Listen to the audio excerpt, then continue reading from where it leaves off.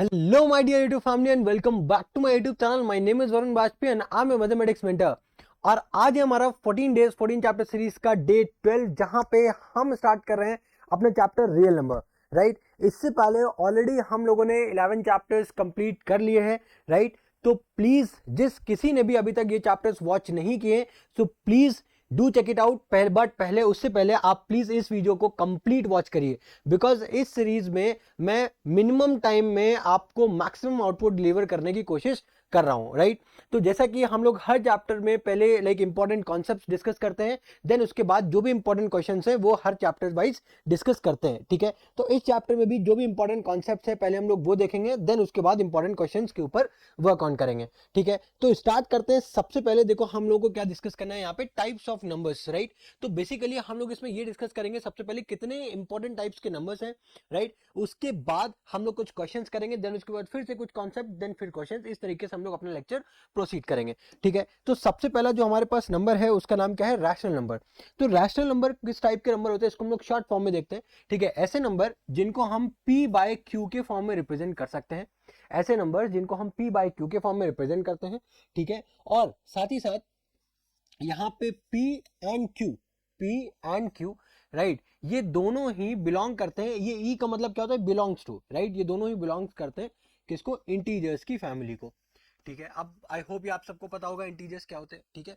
अब वहां पे एक और कंडीशन ये भी होती है कि जो q है, डिनोमिनेटर में जो वैल्यू है वो हमारी जीरो नहीं होनी चाहिए, क्योंकि हम सबको पता है कि अगर q ही जीरो हो जाएगा, something upon zero is undefined होता है, ठीक है। अब देखो उसके बाद बात करते हैं प्राइम नंबर। प्राइम नंबर कौन से होते हैं, प्राइम नंबर्स ऐसे नंबर को बोला जाता है जिनके खाली दो फैक्टर्स होते हैं, राइट, जिनके खाली दो फैक्टर्स होते हैं।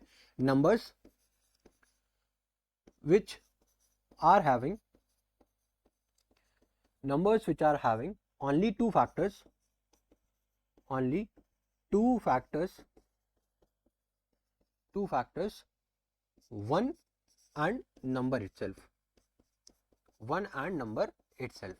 अब अगर मैं एग्जाम्पल की बात करूं, सपोज अगर इसका एग्जाम्पल मैं आपको दूं, ठीक है, तो इसका एग्जाम्पल क्या होगा, जैसे कि लाइक बोल सकते हो 11/12, ठीक है। ये आपका एक लाइक रैशनल नंबर है, राइट। अगर मैं प्राइम नंबर की बात करूं तो प्राइम नंबर क्या होंगे आपके, अगर मैं इसका एग्जांपल दूं आपको, ठीक है, तो जैसे कि हमारा क्या है, 3 एक प्राइम नंबर है, ठीक है, 5 एक प्राइम नंबर है, 7 एक प्राइम नंबर है, एंड सो ऑन। क्यों ऐसा मैं क्यों बोल रहा हूं उसको ध्यान से समझना।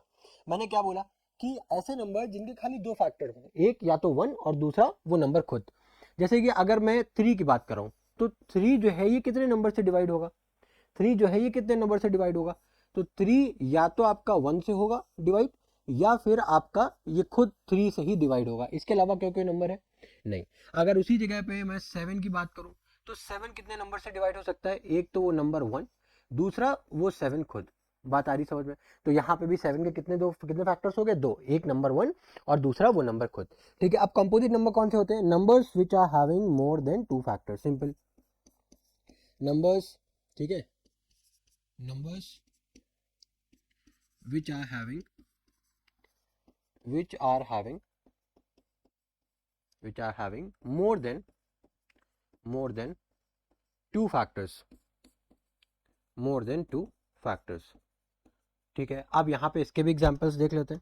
अब अगर एग्जांपल्स की बात करें, ठीक है, तो सपोज करो अगर मैं 8 की बात कर रहा हूँ, तो 8 किस नंबर से डिवाइड होगा, एक तो हो गया 1, ठीक है, दूसरा हो गया नंबर 2, तीसरा हो गया आपका नंबर 4, ठीक है, और फिर उसके बाद आता है आपका वो नंबर 8। अब देखो एक से ज्यादा, दो से ज्यादा फैक्टर्स आ गए, ठीक है, तो इस वजह से इसको क्या बोलते हैं, इसको कंपोजिट नंबर्स बोलते हैं। आ रही बात समझ में, ठीक है। अच्छा, अगर आपको ये लाइक अगर हो सकता है आपको ये कंफ्यूजन हो कि फैक्टर्स क्या होते हैं और मल्टीपल्स क्या होते हैं, ठीक है, हो सकता है कि आपको कंफ्यूजन हो, ठीक है। तो ये एक बात हम लोग एक बार ये समझ लेते हैं कि फैक्टर्स क्या होते हैं, ठीक है, फैक्टर्स क्या होते हैं, ठीक है। क्योंकि मोस्टली मैं क्यों ये क्वेश्चन पुट अप कर रहा हूँ, क्योंकि ऑफलाइन में मैं जब भी मैं पढ़ाता था तो मोस्ट ऑफ द केसेस में ये लाइक क्वेश्चन मेरे से आता था, ठीक है, कि मल्टीपल्स और फैक्टर्स में डिफरेंस नहीं पता था, बहुत बच्चों को पता नहीं होता है, ठीक है। तो फैक्टर्स बेसिकली ऐसे नंबर्स होते हैं, राइट। फैक्टर्स बेसिकली हम उन नंबर्स को बोलते हैं जो किसी भी नंबर को एग्जैक्टली, राइट, होल नंबर्स में वो उसको क्या कर पाए, आपको डिवाइड कर पाए नेचुरल नंबर्स में, राइट। तो बेसिकली जैसे कि अब मैं बात करूं लाइक 8 के, ठीक है, 8 के ऐसे कितने फैक्टर्स होंगे, ऐसे नंबर्स जो इस 8 को एग्जैक्ट लाइक इंटीजर्स में क्या कर पाए, या सॉरी इंटीजर्स नहीं, यहाँ पे नेचुरल नंबर्स बोलना सही रहेगा, है ना, तो उसमें ये डिवाइड कर सकें। तो जैसे कि एक तो हो गया नंबर 1, है ना, 1 8 जा 8, ठीक है, दूसरा हो गया आपका नंबर 2, ठीक है, तीसरा हो गया आपका नंबर 4, चौथा हो गया आपका नंबर 8। अब इसके अलावा कोई ऐसे नंबर्स हैं, अब कोई भी अगर नंबर आप 8 को किसी नंबर से डिवाइड करो तो जाहिर सी बात है मैक्सिमम नंबर आप 8 ही ले सकते हो, 8 से बड़ा तो नंबर लोगे नहीं, ठीक है, तो इसको क्या बोलेंगे, फैक्टर्स, ठीक है। मल्टीपल्स क्या होंगे, सपोज करो अगर मैं मुझे 3 के मल्टीपल्स लिखने हो, तो मल्टीपल्स यानी कि जो आप टेबल पढ़ते हो ना, टेबल 3 1 जा 3, 3 2 जा 6, 3 3 जा 9, राइट, करेक्ट है ना, तो उसी तरीके से 3 4 जा 12, 3 5 जा 15, राइट, 18, फिर इसी तरीके से सोन जब आगे आता तो ये क्या है, मल्टीपल्स है। तो हमेशा याद रखना है किसी भी नंबर के जो फैक्टर्स होते हैं वो हमेशा लिमिटेड होते हैं। बहुत शॉर्ट में बता रहा हूँ, फैक्टर्स जो है वो लिमिटेड होते हैं और जो मल्टीपल्स होते हैं वो अनलिमिटेड होते हैं। जो मल्टीपल्स होते हैं वो अनलिमिटेड होते हैं। ये बात आ रही है समझ में, ठीक है, तो ये चीज यहां से क्लियर हुई, ठीक है। तो ये बेसिकली क्या है, फैक्टर्स की बात करी अभी तक हम लोगों ने, ठीक है। अब बात करते हैं को-प्राइम। को-प्राइम बेसिकली उन पेयर ऑफ नंबर्स को बोलते हैं जिनका लाइक क्या बोलो आप, जिनका HCF 1 हो या उनके बीच का जो कॉमन फैक्टर हो वो खाली 1 हो, मतलब वो सिर्फ और सिर्फ एक नंबर उनके बीच का कॉमन हो, राइट, जो कि क्या हो, 1, ठीक है। अब देखो को-प्राइम नंबर्स कौन से होते हैं, पेयर ऑफ नंबर्स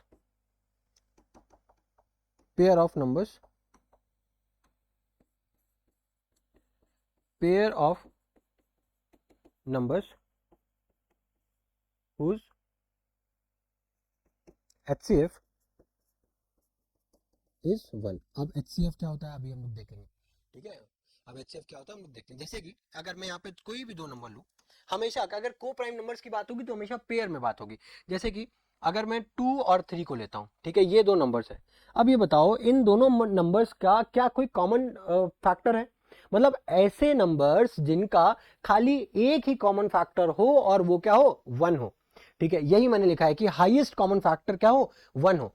तो या आप ये बोल सकते हो या फिर इस तरीके से भी हम लोग याद रख सकते हैं, ऐसे नंबर ऑफ पेयर्स जिनका खाली एक ही फैक्टर हो जो कि क्या हो, 1, एक ही कॉमन फैक्टर हो, यह हमेशा याद रखना, ठीक है। और हमेशा ये भी याद रखना कि कोई भी दो कंसेक्यूटिव नंबर्स हमेशा को प्राइम नंबर होते हैं। अब जैसे कि ये तो दो कंसेक्यूटिव, कोई भी आप 11 12 ले लो, ठीक है, 12 13 ले लो, कोई भी आप नंबर ले लो, बट फॉर एग्जांपल अगर मैं लेता हूं यहाँ पे 11 और 15, अब ये बताओ इन दोनों नंबर्स को, ऐसा कौन सा नंबर है जो इन दोनों नंबर्स को डिवाइड कर दे, तो 1 ही तो है। इसके अलावा और कोई नंबर दिख रहा है जो जिससे 11 और 15 डाउनलोड मुंह से निकल रहा है, 11 और 15 डिवाइड हो जाएंगे, नहीं हो पाएंगे ना। तो ये 11 और 15 नंबर्स का जो पेयर है इसको क्या बोलेंगे, को प्राइम नंबर्स बोलेंगे। बात आ रही समझ में, ठीक है। अब इसके बाद देखते हैं इन इरैशनल नंबर्स कौन से होते हैं। इरैशनल नंबर्स ऐसे नंबर्स होते हैं जिनको सिंपली हम लोग पी बाई क्यू के फॉर्म्स में ना लिख पाए, बस simple, right. Numbers which are not written in the form of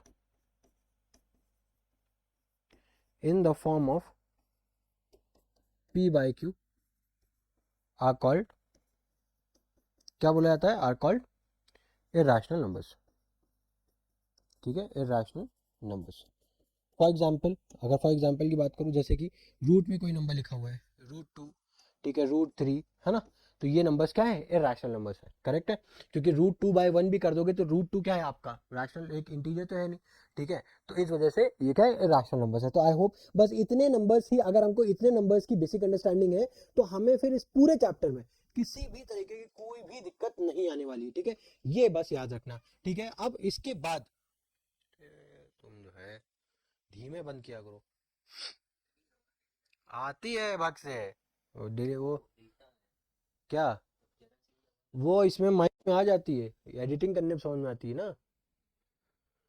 कहाँ से आया था, हाँ, तो इसको क्या बोलेंगे, इरैशनल नंबर्स हम लोग बोलेंगे। आई होप ये आपको इतने नंबर्स आपको क्लियर हो गए होंगे, ठीक है। अब नेक्स्ट हम लोग चर्चा करते हैं, ठीक है, कि फंडामेंटल थ्योरम ऑफ अरिथमेटिक क्या होती है, ठीक है। मैंने टाइम सेव करने के लिए जो भी इंपॉर्टेंट चीजें थी वो मैंने ऑलरेडी लिख दी है, ठीक है। तो फंडामेंटल थ्योरम ऑफ अरिथमेटिक क्या कहती है, that every composite number can be expressed as a product of prime and its factorization is unique apart from the orders in which the prime factors occurs, ठीक है। तो basically यहाँ पे लिखने का मतलब क्या है, कि अगर कोई भी कॉम्पोजिट नंबर है, कॉम्पोजिट नंबर कौन से होते हैं, ऐसे नंबर जिनके दो से ज्यादा फैक्टर्स होते हैं। तो सपोज करो मैं यहाँ पे एक नंबर लेता हूँ, ठीक है, एक नंबर ले रहा हूँ मैं, सपोज करो मैं ले रहा हूँ 24, ठीक है 24। तो इस 24 के कितने ऐसे प्राइम फैक्टर्स, प्राइम फैक्टर्स का मतलब यहां से समझना, प्राइम नंबर्स मतलब ऐसे फैक्टर्स जो कि इन टर्म्स ऑफ प्राइम नंबर्स हो, ठीक है, इन टर्म्स ऑफ प्राइम नंबर्स, हमेशा याद रखना, ठीक है, प्राइम फैक्टर्स का मतलब ही यही है।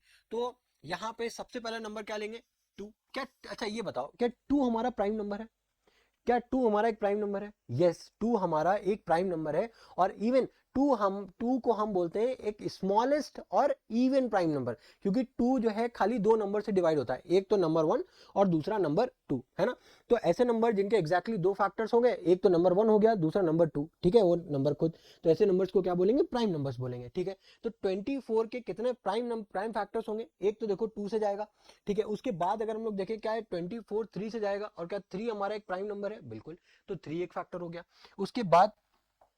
उसके बाद क्या ये नंबर 4 से डिविजिबल है? बिल्कुल डिविजिबल है, बट क्या हम उसको इससे डिवाइड करेंगे? नहीं, वाई? बिकॉज 4 हमारा प्राइम नंबर नहीं है। उसके बाद हमारा कोई नेक्स्ट प्राइम नंबर जिससे डिवाइड हो जाए, किसी के टेबल में आता है क्या? किसी के टेबल में आता है? नहीं आता है। तो अब इसको किस तरीके से रखोगे, देखो, तो हम 24 को राइट ये लिख सकते हैं 2 इंटू, राइट देखो, 12 इंटू 24, राइट होता है ना, 2 12 का कितना होता है 24, और 12 को भी हम ब्रेक कर सकते हैं किससे, 2 इंटू 6 में, 6 को अगेन ब्रेक कर सकते हैं किसमें, 2 इंटू 3 में। तो अगर आप देखो 2 टू ज़ा 4 टू ज़ा 8 3 ज़ा 24 हो गया ना। तो अब यहाँ पे इस थ्योरम का क्या कहना है, अब ये समझो, हमने बेसिकली फैक्टर्स तो कर लिए, ठीक है, 24 के फैक्टर्स हमने लाइक प्राइम नंबर्स में ब्रेक कर लिए, ठीक है।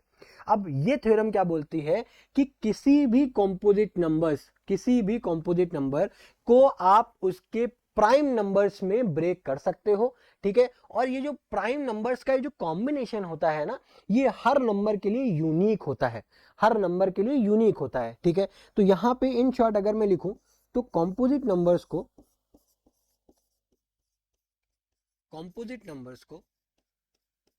हम लोग प्राइम नंबर्स के प्रोडक्ट के फॉर्म में लिख सकते हैं, प्रोडक्ट ऑफ प्राइम नंबर्स में ब्रेक कर सकते हैं, ठीक है। तो ये बेसिकली क्या हो गया हमारा, ये बहुत इंपॉर्टेंट स्टेटमेंट है जो मैंने इन शॉर्ट इसका लिखने का जो कोशिश किया है, ठीक है, that composite numbers is basically can be written और can be expressed is in to the product of its prime numbers, ठीक है।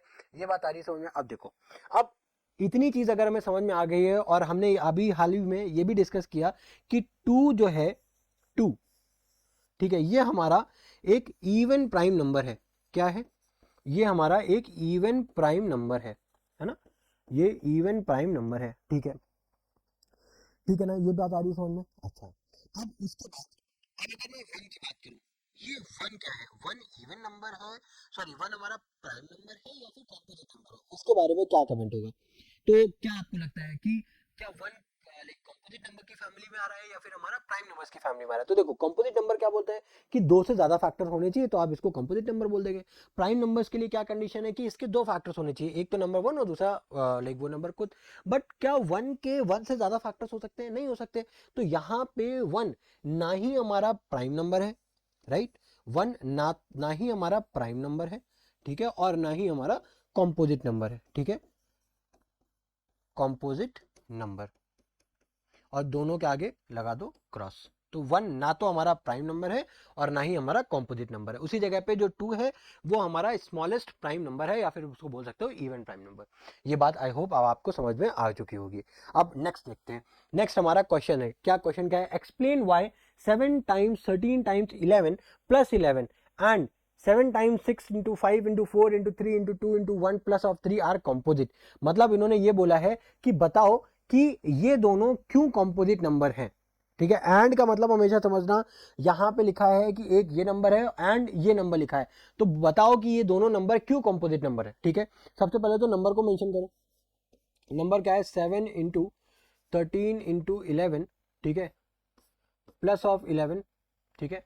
एक नंबर तो ये हो गया। अब हमको मुझे ये बताओ, ठीक है, पहले हम लोग ये डिस्कस इस नंबर के बारे में अगर हम लोग चर्चा करें, ठीक है, तो मुझे कैसे पता चलेगा कि ये नंबर कॉम्पोजिट नंबर है या फिर प्राइम नंबर है?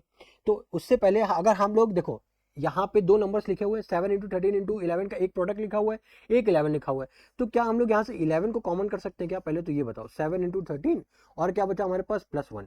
ठीक है, तो अब मुझे ये बताओ, देखिए मैं कुछ इसको सॉल्व नहीं करने वाला हूँ, मैं यहाँ पे बस बेसिक अप्रोच लगा करके बस ये जानने की कोशिश करूंगा कि कॉम्पोजिट नंबर है या नहीं। ठीक है, तो अब ये बताओ कि अगर कोई भी नंबर के अगर दो मल्टीपल है, ठीक है, एक तो हो गया 11, बेसिकली एक फैक्टर हो गया, मैं बोल सकता हूं किसी भी नंबर को अगर मैं ब्रेक कर पा रहा हूं उसके दो नंबर्स में, जैसे कि एक तो हो गया 11, एक हो गया क्या 7 इंटू 13, सॉरी 13 इंटू 7 +1, तो क्या ये नंबर कॉम्पोजिट नंबर नहीं होगा?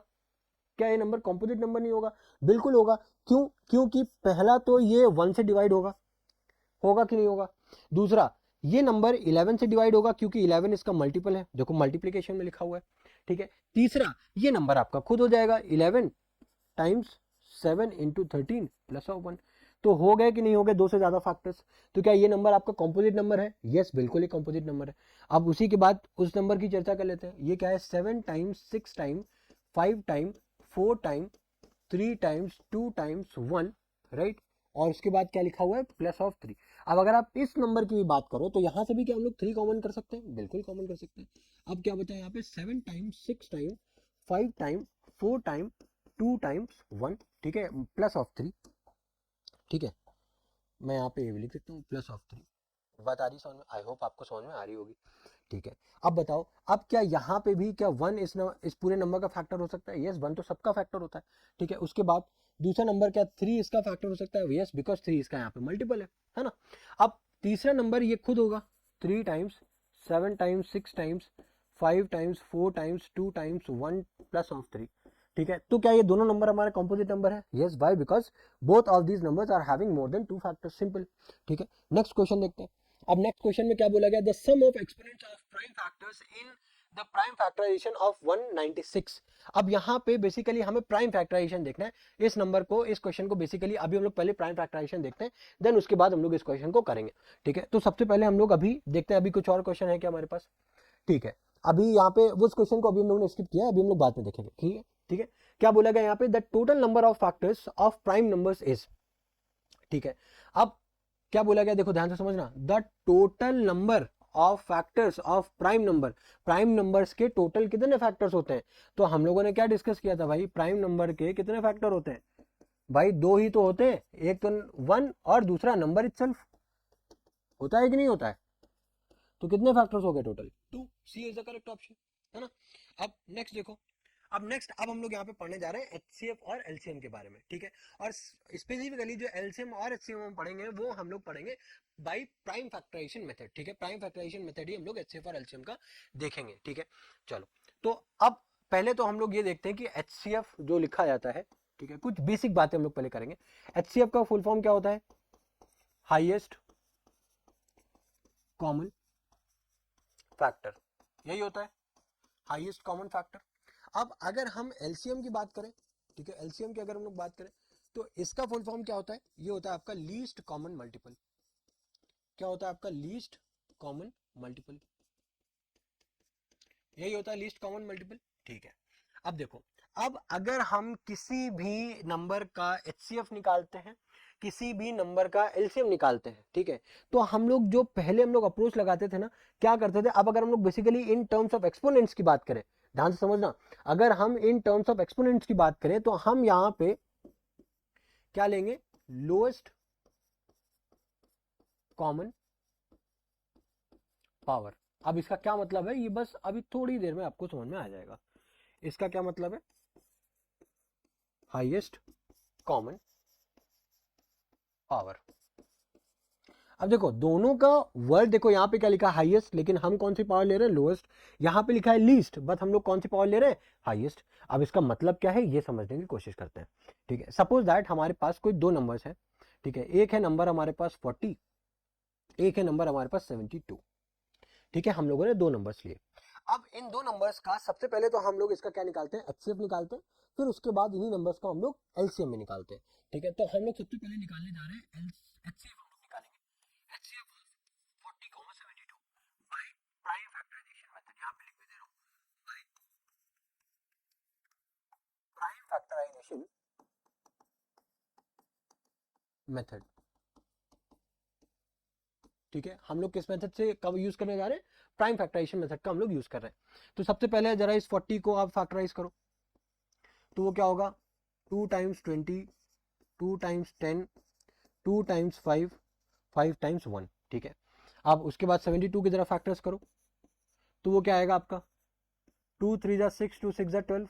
ठीक है, 2 1 जा 2, 2 8 जा 16, उसके बाद 2 9 जा 18, देन उसके बाद 3 3 जा 9, 3 1 जा 3। ठीक है, तो अब हमारे पास ध्यान से समझना, जो 40 के जो फैक्टर्स आए हैं, ये मैंने किस किस में लिखे हुए हैं, जो फैक्टर्स हैं 40 के, इन टर्म्स ऑफ प्राइम नंबर्स, हमेशा याद रखना ये प्राइम नंबर्स हैं, है ना। तो क्या है, कितने टूज हैं, 2 टाइम्स 2 टाइम्स 2 टाइम्स 5। ठीक है, उसके बाद अगर मैं 72 को लिखूं तो वो क्या है हमारे पास, 2 टाइम्स 2 टाइम्स 2 टाइम्स 3 टाइम्स 3। ठीक है, अब अगर इसको इन टर्म्स ऑफ पावर अगर मैं रिप्रेजेंट करूं, तो क्या मैं इसको 2 रेज टू द पावर 3 और 5 रेज टू द पावर 1 लिख सकता हूं कि नहीं लिख सकता हूं, बिल्कुल लिख सकता हूं। और इसी को 72 को क्या मैं यहाँ पे 2 raise to the power 3 multiply by 3 raise to the power 2 लिख सकता हूँ, बिल्कुल लिख सकता हूँ। अब देखो, अब हम निकाल क्या रहे थे, हम निकाल रहे थे यहाँ पे HCF। HCF का बेसिकली जो हम लोगों ने अभी इंपॉर्टेंट चीज देखी वो क्या थी, एक सेकेंड, इसमें हाईलाइटर नहीं है क्या, नहीं है, कोई दिक्कत नहीं है। देखो यहाँ पे जो लोएस्ट क्या लिखा हुआ है, यहाँ पे इस वर्ड को समझो, क्या लिखा हुआ है यहाँ पे, लोएस्ट कॉमन पावर, है ना। ये वर्ड देखो, लोएस्ट कॉमन पावर, है ना। तो लोएस्ट कॉमन पावर का मतलब क्या है, पहले तो ये समझो। अब इन दोनों में, ठीक है, वर्ड यूज हो रहा है कॉमन, ठीक है, और साथ ही साथ लोएस्ट भी। तो पहले तो सारे नंबर्स को कॉमन करो। अब यहाँ पे 2 है, देखो 2 है, बट 5 है, बट क्या यहाँ पे 5 है, नहीं है। तो हम लोग क्या, अगर 5 रेज़ टू द पावर 0 को मल्टीप्लाई करते कोई फर्क पड़ेगा, क्योंकि मुझे पता है किसी भी नंबर की पावर अगर 0 कर दूंगा मैं, तो अल्टीमेटली 1 हो जाएगा, मुझे तो कोई फर्क पड़ा नहीं, है ना। और यहाँ पे भी अगर मैं 3 raise to the power 0 add कर दूं तो कोई फर्क नहीं पड़ा। बट अब मेरे पास नंबर सेम हो गया, देखो यहाँ पे 253 है, यहाँ पे भी 253 है, तो मुझे कंपेरिजन करना इसका ईजी हो गया। तो अब ये बताओ, राइट, मुझे फिर मैं एक ही वर्ड यूज करूंगा, लोएस्ट कॉमन पावर। तो भाई 2 में से लोएस्ट क्या है भाई, दोनों के पास 3, तो कोई दिक्कत नहीं, 3 लिख दो। अब 3 को कंपेयर करो, यहाँ पे 3 0 है, यहाँ पे 3 2 है, तो लोएस्ट क्या है, 3 टू द पावर 0। 5 को कंपेयर करो, एक 5 की पावर 1 है, एक 5 की पावर 0, तो लोएस्ट कौन सा, 5 की पावर 0, वो ले लिया हमने। ठीक है, अब मुझे पता है भाई 3 की पावर 0 होता है 1, 5 की पावर 0 होता है 1, तो बचा क्या, 2 की पावर 3। 2 की पावर 3 होता है क्या, 2 टू 4 टू 8, यानी कि 40 और 72 का जो हाईएस्ट कॉमन फैक्टर है वो क्या है, 8 है। ये बात आ रही समझ में, ओके। अब देखो, अब उसी सेम जगह पे अगर मैं इन दोनों नंबर का मैं एलसीएम निकालता हूं, एलसीएम ऑफ 40, 72, ठीक है, एलसीएम ऑफ 40, 72 अगर मैं निकालता हूं, तो यहां पे फैक्टर्स मेरे पास ऑलरेडी गिवन है, फैक्टर्स तो भाई ऑलरेडी गिवन है ना। वो क्या है हमारे, मैं फिर से बस लिख दे रहा हूं, लिखूं कि ना लिखूं, ऐसे ही चलते हैं। ठीक है, अब अगर इसको मैं डायरेक्टली अगर मैं लिखूं, ठीक है, डायरेक्टली, ठीक है, अब HCF है तो मुझे किस वर्ड का यूज, किस चीज को ध्यान में रखना है, हाईएस्ट कॉमन पावर, भाई साहब हाईएस्ट कॉमन पावर। ठीक है, ये चीज याद रखना, यहाँ पे किस वर्ड का यूज करो, हाईएस्ट कॉमन पावर। तो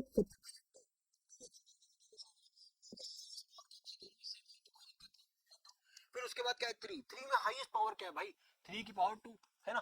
फिर उसके बाद 5 की हाईएस्ट पावर क्या है, 1, तो ये लिख दो भाई साहब, आ गया। अब 2 की पावर 3 कितना हो जाएगा, 8, 3 की पावर 2 9, और इधर आ गया 5। आ रहा है बात समझ में, ये बात आ रही समझ में। ठीक है, अब देखो यहाँ पे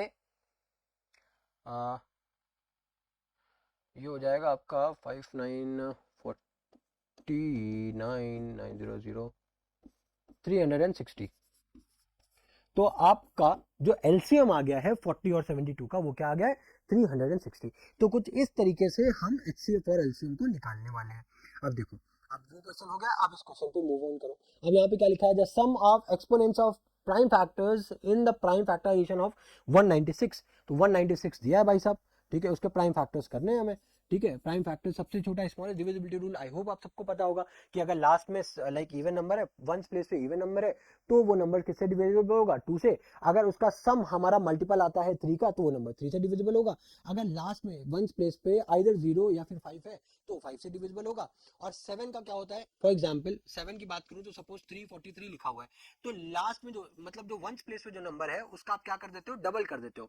इसको आप किससे मल्टीप्लाई करते हो, 2 से मल्टीप्लाई करते हो, 3 2 जा 6, और उसको आप बचे हुए नंबर से सब्ट्रैक्ट करते हो। तो यानी कि 34 माइनस ऑफ 6 कितना हो गया हमारे पास, 28। 28 क्या 7 का मल्टीपल है, यस 28 7 का मल्टीपल है। तो हम लोग यहाँ से बोल देंगे कि 343 क्या है, 7 से डिविजिबल होगा। बात समझ में आ रही है, ठीक है। 11 का क्या करते हैं हम लोग, अल्टरनेट नंबर्स को ऐड करते हैं और ऐड करने पे जो हमारे पास नंबर आता है अगर वो 11 का मल्टीपल है तो हम लोग वहां पे बोल देते हैं वो नंबर 11 से मल्टीपल होगा। 9 में भी सेम है जैसे कि 3 का, ठीक है। अगर सम ऑफ द डिजिट्स 9 का मल्टीपल है तो वो नंबर 9 से मल्टीपल होगा, ठीक है। ये नॉर्मल है, ठीक है। बाकी 4 6 तो हमें पता है, इजिली है, राइट। तो अब देखो ये 2 है, 2 का क्या होगा, 2 9 जा 18 कैरी 1 2 8 जा 16, फिर अगेन 2 4 जा 8 2 9 जा 18, फिर अब ये 49 है तो 7 7 जा 49 7 1 जा 7, ठीक है। अब इसको अगर मैं 196 के अगर मैं प्राइम फैक्टर्स की बात करूं तो क्या होगा, 2 का स्क्वायर मल्टीप्लाई बाय 7 का स्क्वायर, ठीक है। अब बोला क्या गया है, बोला क्या गया है, the sum of exponents of prime factors और in the prime factorization of 196। तो भाई 2 + 2 कितना हो जाएगा, 4 हो जाएगा। तो यानी कि C B is the correct option, B क्या हो जाएगा, करेक्ट ऑप्शन हो जाएगा, ठीक है। आई होप समझ में आ रहा होगा, ठीक है। नेक्स्ट क्वेश्चन देखते हैं, नेक्स्ट क्वेश्चन देखते हैं। अब देखो क्वेश्चन देखो, अब क्वेश्चन क्या गिवन है, the HCF and LCM of 12 21 and 15, ठीक है। अब हमें एचसीएफ और एलसीएम फाइंड करना है 12 21 और 15 का। तो सबसे पहले हम लोग क्या करेंगे, भाई मुझे एलसीएम फाइंड, सबसे पहले तो प्राइम फैक्टर्स कर लो, है ना, प्राइम फैक्टराइजेशन कर लो। तो प्राइम फैक्टराइजेशन जब करोगे, आप सपोज 12 का कर रहे हो तो 2 6 जा 12 2 3 जा 6 और 3 1 जा 3, ठीक है। यानी कि 12 के कितने फैक्टर्स आ गए हमारे पास, 2 टाइम्स 3, है ना, ये आ गया। अब उसके बाद देखो, उसके बाद हमारे पास 21 के कितने फैक्टर्स हैं, 3 7 जा 21 7 1 जा 7, यानी कि 21 के कितने फैक्टर्स आ गए। अब इसको इस तरफ लिख देते हैं, है ना, नीचे लिख देते हैं, 7 1 जा 7 हो गया, ठीक है। तो 21 के कितने फैक्टर्स आ गए, 3 टाइम्स 7 आ गया, है ना। उसके बाद हमारे पास क्या है, 15 गिवन है, ठीक है। तो 15 के 3 5 जा 15 और 5 1 जा 5, यानी कि 3 टाइम्स 5, ठीक है। क्या हो जाएगा, 3 टाइम्स 5। अब इन सबको हमेशा याद रखना, कॉमन वर्ड का यूज हो रहा है, मतलब सारे नंबर्स को हमको क्या करना है, एक जैसे करना है। यहाँ पे देखो 2 है, 2 की पावर 2, ठीक है, मल्टीप्लाई बाय 3 की पावर 1, ठीक है साहब। यहाँ पे क्या लिखा हुआ है, 3 की पावर 1 मल्टीप्लाई बाय 7 की पावर 1। तो यहाँ पे 3 3 तो है, बट यहाँ पे देखो अगर मैं पहले वाली की बात करूँ तो 7 मिसिंग है, तो 7 की पावर 0 ऐड कर दिया। और अगर यहाँ पे देखो तो 2 मिसिंग है तो 2 की पावर 0 ऐड कर दिया, कोई दिक्कत नहीं। अब यहाँ पे 3 की पावर 1 मल्टीप्लाई बाय 5 की पावर 1। अब देखो 3 है 5 है, राइट। यहाँ पे अगर हम तीनों को, ऊपर वाले को दो को कंपेयर करें तो 2 नहीं है हमारे पास, 2 की पावर 0, 7 नहीं है हमारे पास, 7 की पावर 0। अब अगर आप इन दोनों को नीचे से कंपेयर करोगे तो 5 मिसिंग है तो 5 की पावर 0 और इधर भी 5 की पावर 0, कोई दिक्कत नहीं। अब यहाँ पे सबसे पहले हम लोगों को क्या फाइंड करना है, एचसीएफ। एचसीएफ यानी कि लोएस्ट कॉमन पावर, ये हर बार लिख लेना, लोएस्ट कॉमन पावर, ठीक है, लोएस्ट कॉमन पावर। अब हमें एचसीएफ निकालना किसका किसका है, 12 का 21 का और 15 का, ठीक है। तो ये आया क्या है हमारे पास, लोएस्ट कॉमन कौन सी पावर होगी भाई, 2 को कंपेयर करो, 2 की सबसे लीस्ट पावर क्या है, 0, वो लिख दिया मैंने। फिर उसके बाद 3 को कंपेयर करो, 3 की लीस्ट पावर क्या है, 1 है, तो 3 की पावर 1 हो गया। फिर उसके बाद क्या है आपके पास, 5 है, 5 को देखो, 5 की पावर 0 5 की पावर 0 5 की पावर 1, लीस्ट क्या है 5 की पावर 0, वो लिख दिया मैंने। फिर उसके बाद 7 को देखो, 7 की लीस्ट पावर क्या है, 0, वो लिख दिया मैंने, कोई दिक्कत नहीं। ये आ गया 7 की पावर 0। तो अल्टीमेटली जो हमारे पास एलसीएम निकल कर क्या है भाई, 2 की पावर 0 1, 5 की पावर 0 1, 7 की पावर 0 1, 3 की पावर 1 3। अब अगर उसी जगह पे मैं अगर एलसीएम की बात करूं, ठीक है, तो एलसीएम का क्या होता है हमारा, हाईएस्ट हाईएस्ट कॉमन कॉमन, फिर क्या आता है, हाईएस्ट कॉमन, ठीक है। अब हाईएस्ट कॉमन पावर किसका, 12 का 21 का और 15 का, ठीक है। अब हाईएस्ट पावर की बात करें तो अगर 2 को कंपेयर करेंगे तो उसकी हाईएस्ट पावर क्या है भाई, 2 है, ठीक है। उसके बाद 3 है, 3 की हाईएस्ट पावर क्या है, 1 है, 3 आ जाएगा। उसके बाद फिर 5 को देखो, 5 की हाईएस्ट पावर क्या है, 1 है, ठीक है, 1 आ गया। फिर 7 की हाईएस्ट पावर क्या है, 1 है, तो 7 की पावर 1 आ गया। उसके बाद 2 की पावर 2 क्या हो जाएगा, 4 इंटू 3 5 से क्या हो जाएगा आपका 15 और ये हो गया आपका 7। इतनी बात समझ में आ रही है, ये अब अभी तक आपको कोई भी दिक्कत कोई भी परेशानी हुई है क्या, कोई भी दिक्कत कोई परेशानी हुई है क्या, नहीं हुई है, ठीक है। फिर 28 टाइम्स 15 है ना। तो अब ये आपका हो जाएगा 12, ठीक है, 15 टू 30 और ये हो जाएगा 420, ठीक है। तो यहाँ पे आपका जो एलसीएम निकल करके आया है वो कितना आया है, 420, ठीक है। तो आई होप ये क्वेश्चन आपको समझ में आया होगा। ठीक है, नेक्स्ट क्वेश्चन पे मूव ऑन करते हैं। इस क्वेश्चन में देखो क्या गिवन है। अब यहाँ पे हमें फाइंड करना है एचसीएफ फाइंड करना है इन तीन नंबर्स का। अब यहाँ पे नंबर की बजाय हमें ऑलरेडी क्या गिवन है, प्राइम फैक्टराइजेशन गिवन है। ठीक है, तो ये ऑलरेडी इन्होंने हमारा एक स्टेप इजी कर दिया है। क्या कर दिया है देखो, अब हमें बेसिकली अगर नंबर दिए होते तो हम प्राइम फैक्टराइजेशन से पहले फैक्टर्स करते, देन उसके बाद हम लोग एलसीएम निकालते, बट इन्होंने हमें ऑलरेडी क्या दिया है, फैक्टराइज करके ऑलरेडी नंबर्स दे दिए हैं। तो 3 मल्टीप्लाई बाय 5 मल्टीप्लाई बाय 2। ठीक है, और उसके बाद दूसरा नंबर का फैक्टराइजेशन क्या है, 3 का स्क्वायर मल्टीप्लाई बाय 5 का क्यूब मल्टीप्लाई बाय 2 का स्क्वायर। ठीक है, उसके बाद अब यहाँ पे क्या है, 3 मल्टीप्लाई बाय 5 और मल्टीप्लाई बाय 2 3। ठीक है, ये हो जाएगा। अब ये तीन नंबर्स हैं, अब हमें इनका क्या निकालना है, हमें इनका निकालना है एचसीएफ। क्या निकालना है, हमें इनका निकालना है एचसीएफ। एचसीएफ का मतलब क्या होता है, एचसीएफ का क्या मतलब होता है, लोएस्ट कॉमन पावर। क्या मतलब होता है, लोएस्ट कॉमन पावर, है ना, यही मतलब होता है एचसीएम का, सॉरी एचसीएफ का। ठीक है, अब हमारे पास देखो नंबर्स क्या है, 2 5 एंड 3। नंबर्स क्या है हमारे पास, 2 5 एंड 3। ठीक है, तो 2 की सबसे लोएस्ट पावर क्या है, 1। ठीक है, 3 की सबसे लोएस्ट पावर क्या है हमारे पास, 2।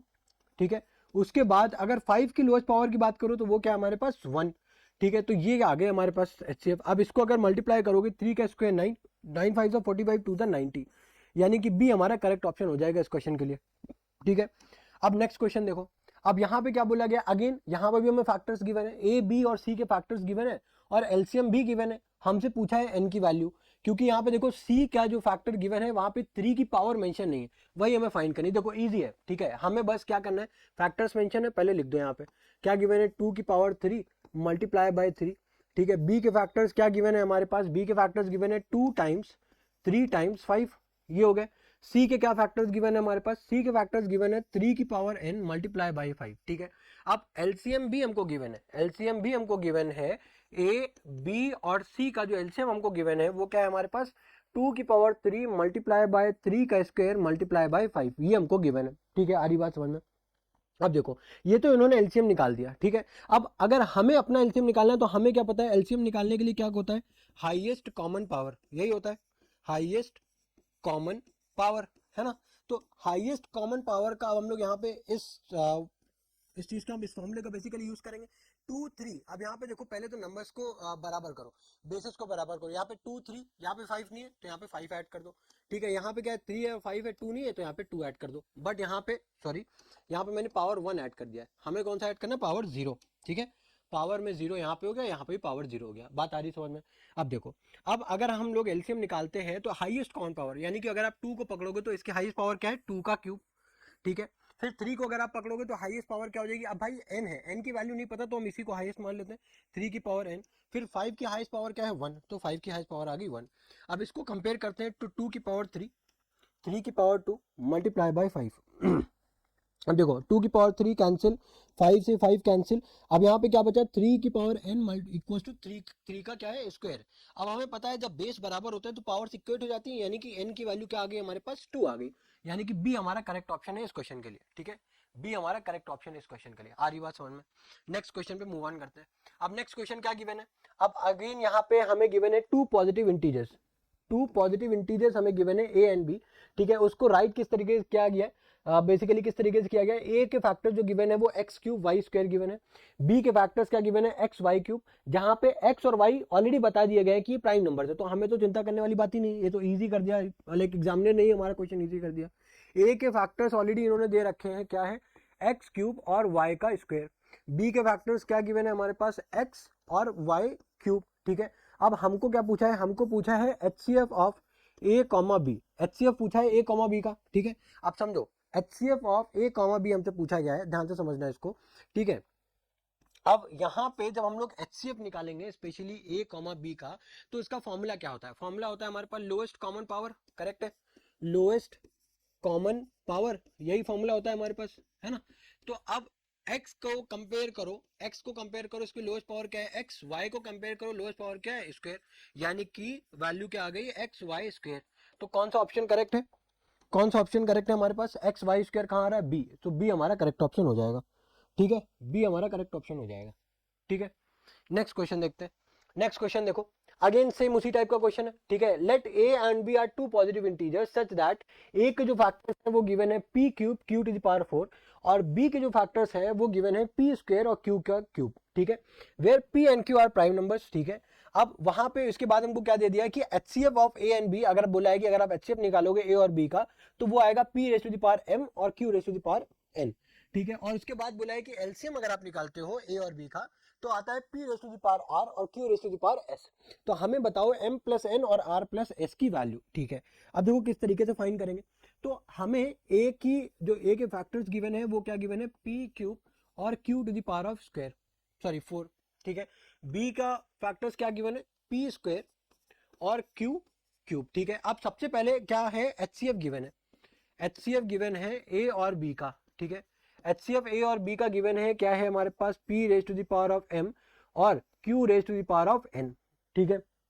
अब समझो एचसीएफ का मतलब क्या होता था, एचसीएफ का मतलब लोएस्ट कॉमन पावर, क्या होता था, लोएस्ट कॉमन पावर, ठीक है, ये एचसीएफ होता था। अब यहाँ पे अगर आप कंपेयर करोगे ए और बी को तो पी की लोएस्ट पावर क्या है हमारे पास 2, ठीक है, और क्यू की लोएस्ट पावर क्या है 3, ठीक है। और हमको बराबर क्या दिया गया कि अगर आप एचसीएफ, हमने तो ये निकाला पी स्क्वायर, मेरे अकॉर्डिंग क्या आएगा पी स्क्वायर और क्यू क्यूब, और इन्होंने क्या बोला गया है कि ये आपका बराबर होगा P raise to the power M और Q raise to the power N के। तो अब देखो बेस सेम है तो यहाँ से जब पावर को कंपेयर करोगे तो यहाँ से आपको एम की वैल्यू निकल करके आएगी 2 और क्यू की वैल्यू निकल करके आएगी क्या, सॉरी एम की वैल्यू तो क्यू आ गई, एम की वैल्यू 2 आ गई और एन की वैल्यू निकल करके आएगी यहाँ पे आपकी 3, ठीक है। तो यहाँ से हमें एम और एन की वैल्यूज पता चल गई। अब उसके बाद अब हमको एलसीएम भी दिया हुआ है, एलसीएम भी ए और बी का दिया हुआ है। एलसीएम ऑफ ए और बी कितना दिया हुआ है, that P raise to the power of R और Q raise to the power of S, ये गिवन है। अब एलसीएम का मतलब क्या होता है, एलसीएम का मतलब होता है आपका हाईएस्ट कॉमन पावर, ठीक है, हाईएस्ट कॉमन पावर, जितनी बार हो सके उतनी बार लिखो, ठीक है, तो भूलोगे नहीं। एचसीएफ का मतलब हाईएस्ट कॉमन पावर। अब इसके बाद देखो एचसीएफ हाईएस्ट कॉमन पावर यानी कि पी को कंपेयर करोगे तो क्या आएगा, पावर हाईएस्ट 3 और क्यू को कंपेयर करोगे हाईएस्ट पावर यानी कि 4, ठीक है, बराबर किसके आएगा, P raise to the power R और Q raise to the power S के। अब अगेन आप कंपेयर करोगे तो यहाँ से आर की वैल्यू 3 मिल जाएगी आपको और जो एस की वैल्यू है वो क्या मिल जाएगी आपको, 4 मिल जाएगी। इतनी बात आ रही है समझ में, तो आई होप समझ में आ रहा होगा, ठीक है। अब इसके बाद हमको क्या पूछा गया है, दैट m प्लस एन और r प्लस एस की वैल्यू आप हमें बताओ, ठीक है। तो m प्लस एन और r प्लस एस की वैल्यू बताने के लिए, ठीक है, m की वैल्यू क्या निकाली है अपन ने 2, ठीक है, n की वैल्यू क्या निकाली है 3, उसके बाद r की वैल्यू क्या निकाली है 3 और s की वैल्यू क्या निकाली है 4, ठीक है। तो अब इसको जब सॉल्व करोगे 2 प्लस 3 5 और 4 प्लस 3 7 यानी कि 35, तो 35 इज द करेक्ट ऑप्शन, यानी कि सी हमारा करेक्ट ऑप्शन हो जाएगा इस क्वेश्चन के लिए, ठीक है। आ रहा है समझ में। नेक्स्ट क्वेश्चन देखो, अब नेक्स्ट क्वेश्चन यहाँ पे क्या बोला गया है, the decimal representation of this will, क्या बोला गया है कि इसका हमें डेसिमल रिप्रेजेंटेशन निकालना है। तो नंबर क्या गिवन है हमारे पास, नंबर गिवन है 11/2 क्यूब मल्टीप्लाई बाय 5। अब एक बात बताओ, हमें बेसिकली हम इसका डेसिमल, इसको इस नंबर को इजीली डेसिमल के फॉर्म में कब कन्वर्ट कर सकते हैं, जब देखो अगर मान लो अब अगर मेरे पास लिखा होता लाइक 23/10, तो क्या हम इसको इजीली 2.3 नहीं बोल सकते थे, बोल सकते थे या नहीं बोल सकते थे, ये बताओ, बोल सकते थे। तो इसका मतलब क्या, अगर बेस में हम किसी भी तरीके से इसको 10 में कन्वर्ट कर दें, ठीक है, बेस को 10 के फॉर्म में, राइट, 10 के मल्टीपल से सॉरी अगर कन्वर्ट कर दें तो हम इजीली इसका डेसिमल प्लेसेस बता सकते हैं। तो यहाँ पे 2, एक अगर 2 को लो, एक 5 को लो तो 10 बन रहा है, बट यहाँ पे 2 2 और है, तो क्या अगर मैं 5 का स्क्वायर से मल्टीप्लाई यहाँ पे और न्यूमरेटर और डिनोमिनेटर दोनों में कर दूं, ठीक है, तो ये बताओ अब यहाँ पे क्या बेसिकली अगर मैं इसको अब यहाँ पे लिखूं तो क्या ये 11 टाइम्स 25 हो जाएगा, और क्या यहाँ पे बेसिकली ध्यान से समझना 2 का क्यूब, ठीक है, और 5 का क्यूब, ठीक है, ये बन रहा है, यानी कि अब अगर इसको आप मल्टीप्लाई करोगे तो 2 7 और 5 ये आ जाएगा, ठीक है, और यहाँ पे कितना हो जाएगा 1000, ठीक है। तो जब आप इसको डिवाइड करोगे तो आपके पास कितना आएगा 0.275, ठीक है, 0.275, यानी कि कितने डेसिमल के पॉइंट्स के बाद ये टर्मिनेट हो रहा है, 3 डेसिमल्स के बाद, यानी कि third C is the correct option for this question. Easy था, है ना। अब नेक्स्ट देखते हैं, देखो अब यहाँ पे देखो इस क्वेश्चन को करने से पहले अभी तक हम लोगों ने क्या समझा है, अभी तक हम लोगों ने ये देखा है कि एचसीएफ और एलसीएम को निकालते कैसे हैं, बाई प्राइम फैक्टराइजेशन मेथड। अब हम लोग ये देखते हैं कि एचसीएफ और एलसीएम में रिलेशन क्या है, ठीक है, एचसीएफ और एलसीएम में रिलेशन क्या है, ठीक है, अब हम लोग ये देखने वाले हैं, ठीक है। तो देखो रिलेशन इन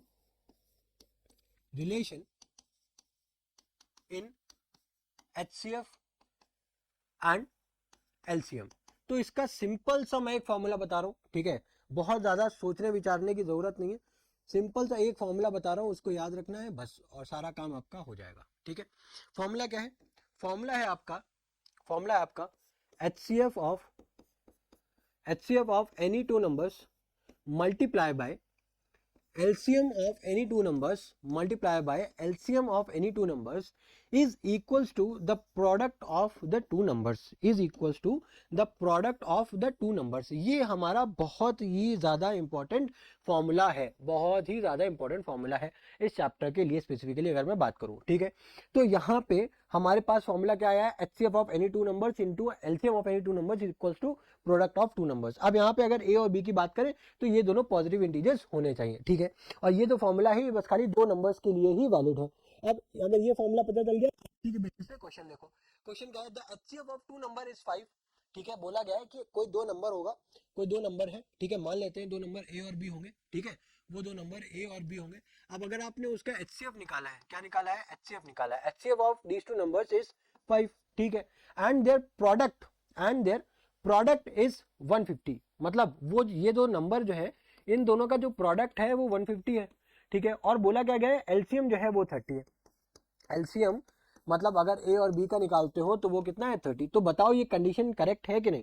फॉर्मूला क्या था हमारे पास? फॉर्मूला था HCF of any two numbers multiply by LCM of any two numbers is equals to the product of two numbers, यही था, ठीक है। अब देखो इसको, HCF कितना गिवन है हमारे पास? 5, LCM of any two numbers कितना गिवन है? 30, और प्रोडक्ट ऑफ टू नंबर्स कितना गिवन है? 150। तो जरा इसको मल्टीप्लाई करो, कितना आ रहा है? 150 बराबर 150 आ रहा है, यानी कि ये हमारा असर्शन तो हमारा करेक्ट है, ये तो फॉर श्योर असर्शन तो हमारा करेक्ट है। अब रीजन क्या गिवन है? For any two integers A and B बोला गया है। इसको निकालने के लिए हम लोगों ने ये फॉर्मूला यूज किया, that HCF of A into B plus LCM of A into B equals to product of these two numbers. तो ये तो गलत हो गया भाई, हमें पता है कि यहाँ पे मल्टीप्लीकेशन होता है ना कि एडिशन। बात आ रही समझ में? यहाँ पे क्या होता है? मल्टीप्लीकेशन होता है ना कि एडिशन होता है। तो क्या हो जाएगा हमारे पास? असर्शन तो करेक्ट है बट रीजन हमारा रॉन्ग हो जाएगा, right. Both assertion A is true but reason is false, तो यानी कि C is the correct option for this question, ठीक है। आई होप समझ में आ रहा होगा, है ना। नेक्स्ट क्वेश्चन देखें। अब देखो यहाँ पे भी assertion रीजन क्या बोला गया है? HCF of any to consecutive even natural numbers is always 2, ठीक है। इवन नेचुरल नंबर्स की बात करी गई। इवन नेचुरल नंबर्स क्या होते हैं? ये पहली बात तो नेचुरल नंबर्स कौन से होते हैं? जो कि 1 से स्टार्ट होते हैं, यानी कि 1 2 3 4 5 6 एंड सो ऑन। अब अगर इसी में इवन नेचुरल नंबर्स की बात करें तो यहाँ पे क्या लेंगे? सबसे छोटा इवन नेचुरल नंबर हो गया 2, ठीक है, वो क्या हो गया हमारे पास? 2। उसके बाद हमारे पास 4, तो उसके बाद क्या हो गया? 6, ठीक है। तो बोला गया है कि अगर किसी भी दो नंबर्स का अगर आप HCF लेते हो, किसी भी दो नंबर्स का अगर आप HCF लेते हो तो वो ऑलवेज क्या आएगा? 2 आएगा। अब इसको किस तरीके से वेरीफाई करोगे? किस तरीके से वेरीफाई करोगे ये बताओ। 2 और 4 की अगर आप बात करो तो इसको सबसे बड़ा नंबर कौन सा डिवाइड कर सकता है? 2 ही डिवाइड कर सकता है, करेक्ट है भाई। अगर आप 2 के फैक्टर्स देखो तो क्या हो जाएगा आपके? एक तो 2 ही हो गया, ठीक है, और 1 आ जाएगा, बट प्राइम नंबर की बात करो तो 2 ही होगा। अब अगर आप 4 की बात करो, 4 के प्राइम फैक्टर्स करो तो वो क्या हो गया आपके? 2, और उसके बाद 4 4 तो 5 नंबर है नहीं, तो 2 टाइम्स 2, तो यानी कि जो सबसे बड़ा फैक्टर है वो क्या है? 2 है, तो यानी कि असर्शन तो हमारा करेक्ट है, ठीक है। अब रीजन की बात करो, even natural numbers are divisible by 2, yes ये भी करेक्ट है, even natural numbers divisible by 2, यानी कि both assertion and reasons are correct for this question. Next question देखते हैं। अब यहाँ पे देखो, इस क्वेश्चन को करने से पहले सबसे पहले हम लोग अभी इस क्वेश्चन पे भी आएंगे, बट जो हम लोगों ने फॉर्मूला डिस्कस किया ना पहले, उससे रिलेटेड कुछ क्वेश्चंस कर लेते हैं, उसके बाद हम लोग इस क्वेश्चन पे जंप करेंगे, ठीक है। अब यहाँ पे देखो क्या गिवन है कि HCF of A and B, कोई दो नंबर है जिसका HCF है 12 और उनका प्रोडक्ट है 1800, तो फाइंड द LCM, ठीक है। हमें HCF दे दिया गया है, HCF कितना दे दिया गया है? A और B का, वो दे दिया गया है हमें 12, ठीक है। और A और B यानी कि जो दो प्रोडक्ट है उनका प्रोडक्ट जब करोगे वो कितना गिवन है? 1800, ठीक है। अब हमसे पूछा गया है कि LCM बताओ उन दोनों नंबर्स का, ठीक है। तो हम बता देंगे LCM, कोई दिक्कत नहीं है, ठीक है। अब LCM बताने के लिए क्या करना पड़ेगा? हमें फॉर्मूला यूज करना पड़ेगा, that HCF of two numbers, ठीक है, multiply by LCM of any two numbers, ठीक है, और बराबर में क्या हो जाएगा? बराबर में हो जाएगा प्रोडक्ट ऑफ टू नंबर्स, है ना, यही होता है, ठीक है, इजी है। अब यहां तक, इसके बाद देखो यहां तक समझ में आ रहा है। अब इसके बाद हमें HCF of these two numbers क्या गिवन है? 12, तो यहाँ पे हम 12 वैल्यू पुट कर देते हैं। HCF की वैल्यू पता है, LCM हमें निकालना है, मान लेते हैं ये x है, या फिर उसको एज इट इज ऐसे लिख दो, that LCM of A and B, और A और B का जो प्रोडक्ट है वो कितना गिवन है? 1800, तो अगर आपको LCM of A and B आपको वैल्यू निकालनी है तो वो क्या हो जाएगा आपका 1800 डिवाइडेड बाई 12, यही होगा, यही होगा। अब उसके बाद जब इसको डिवाइड करोगे आप, जब इसको आप डिवाइड करोगे, ठीक है, 3 4 जा 12, 3 6 जा 18, 00, ठीक है, 4 से इसको कैंसिल करो, 4 1 जा 4, कैरी कैरी 2 आएगा, 4 5 जा 20 और 0, यानी कि आपका जो एलसीएम आया है, यानी कि जो आपका एलसीएम आया है वो कितना आया है, 150 आया है। आई होप बात समझ में आ रही होगी, ठीक है। तो ये आपका एक तो इजी एक क्वेश्चन था, ठीक है। अब उसके बिहाफ पे एक क्वेश्चन और है, ठीक है। यहां पे क्या गिवन है, यहां पे गिवन है the sum of two, the sum of LCM and HCF of two numbers is 7380, ठीक है। हम मान लेते हैं कि एचसीएफ कोई दो नंबर्स का और एलसीएम कोई दो नंबर्स का, अगर हम उनको सम करते हैं, ठीक है, अगर एलसीएम हम निकालते हैं किसी दो नंबर्स का और अगर हम उन दोनों को सम करते हैं, the sum of LCM and LCM of two numbers, the sum of LCM and HCF of two numbers, ये कितना गिवन है, 7380, ठीक है। अब क्या बोला गया है, एलसीएम अगर आप निकालते हो सेपरेटली, अगर आप एलसीएम निकालते हो ए एंड बी का, तो वो कितना आएगा, वो आएगा 7340, मोर देन ये मतलब अगर आप एलसीएम निकालते हो, if the LCM of these numbers, ठीक है, is 7340 more than their HCF, उसके एचसीएफ से जो भी आपका एचसीएफ आएगा वो एलसीएम से 7340 टाइम्स ज्यादा है, ठीक है। मतलब क्या है यहाँ पे समझो, ध्यान से समझो, इस लाइन को समझो कि जो आप एलसीएम निकालोगे, right, LCM of these numbers, right, LCM of the जो भी आपके नंबर्स हैं, LCM of these numbers is 7340 times more than their HCF, HCF से इतना टाइम ज्यादा है आपका एलसीएम। तो यहाँ पे आप ऐड करोगे किसको, आप ऐड करोगे किसको, आप ऐड करोगे HCF of A and B, ठीक है। अब देखो, अब यहाँ पे बेसिकली क्या हो रहा है ना कि यहाँ पे दो इक्वेशंस टाइप की फॉर्म हो रही है, अब इसको ध्यान से समझना, ठीक है। अगर आपको लाइक ये थोड़ा सा लिखने में टफ हो रहा है तो आप यहाँ पे एचसीएफ ऑफ, समझना मेरी बात ध्यान से पहले, HCF of A and B आप कोई दो नंबर्स का एक्स मान लो, ठीक है, LCM of any two numbers of मान लो इसका वाई होगा, तो आपकी इक्वेशन चेंज होकर के किस तरीके से आ जाएगी, ये आ जाएगी आपका एक्स प्लस वाई बराबर 7380, और उसी तरीके से एलसीएम क्या है हमारे पास, एलसीएम आपने क्या माना हुआ है, वाई, तो यानी कि वाई इक्वल्स टू 7340 क्या हो जाएगा, प्लस में एक्स, ठीक है, आप ये भी मान सकते हो। तो अब वाई की वैल्यू अगर हम फर्स्ट में सब्स्टिट्यूट करते हैं तो क्या हो जाएगा, x plus 7340 plus of x बराबर में 7380, ठीक है, एक्स प्लस एक्स हो गया हमारे पास 2x, ठीक है। अब ये 7380 में से 7340 को जब आप सब्सट्रैक्ट करोगे तो x की वैल्यू क्या आएगी भाई, 80 में से 40 जाएगा तो कितना बचेगा, 40/2, तो यानी कि x की वैल्यू कितनी आ गई हमारे पास, 20 आ गई। तो यानी कि x हमने किसको एज्यूम किया था, एचसीएफ, यानी कि HCF of any two numbers, HCF of the two numbers कितना निकल करके आया हमारे पास, 20 निकल करके आया है, ठीक है। हमसे क्या पूछा गया है, हमसे पूछा गया है प्रोडक्ट ऑफ टू नंबर्स बताओ भाई, प्रोडक्ट ऑफ टू नंबर्स, तो प्रोडक्ट ऑफ टू नंबर्स हम किस तरीके से बताएंगे, पहले ये बताओ। सोचो, प्रोडक्ट तो बेसिकली हमने जो फॉर्मूला पढ़ा था, that HCF of two numbers, ठीक है, multiply by LCM of two numbers, multiply by LCM of two numbers is equal to the product of two numbers. मतलब अगर हमें प्रोडक्ट ऑफ टू नंबर्स निकालना है तो पहले तो हम एचसीएफ निकालेंगे, फिर एलसीएम निकालेंगे, जब उसको मल्टीप्लाई करेंगे तभी हमारे पास प्रोडक्ट आएगा। तो हमने एचसीएफ तो निकाल लिया है बट हमने अभी तक एलसीएम नहीं निकाला है, तो एलसीएम निकालने के लिए क्या करोगे भाई, ये एक्स की वैल्यू जो है आप यहाँ पे सब्स्टिट्यूट कर दो, एक्स की वैल्यू को आप यहाँ पे सब्स्टिट्यूट कर दो तो क्या आ जाएगा आपका y equals to 7340 plus of 20, तो यहाँ पे y की वैल्यू कितनी आ गई, 7360 आ गई, है ना। तो यानी कि y ही क्या है हमारे पास, एलसीएम, y हमारा क्या है, एलसीएम है ऑफ दीज टू नंबर्स, जो कि निकल करके आ गया 7360। आ रही है बात समझ में, ठीक है। तो ये हमारी एलसीएम निकल करके आ गया कितना, 7360 निकल करके आ गया, और एचसीएफ कितना निकल करके आ गया, 20, ठीक है, यानी कि 20। अब अगर हम इन दोनों को मल्टीप्लाई करते हैं, अब मैं डायरेक्टली यहाँ पे मल्टीप्लाई करूँ, ठीक है, अब मैं डायरेक्टली यहाँ पे मल्टीप्लाई करूँ तो यहाँ पे 7360 multiply by 20 equals to the product of two numbers, ठीक है। अब इसको जब आप मल्टीप्लाई करोगे तो 0 और 6 2 12, 2 6 10, 1 2 3 6 1 7 और 2 7 14, और यहाँ पे 0, यानी कि जो प्रोडक्ट ऑफ टू नंबर्स आया है वो कितना है, 147200, ये हमारे पास आंसर है फाइनल। आ रही बात समझ में, ठीक है, आई होप समझ में आ रहा होगा।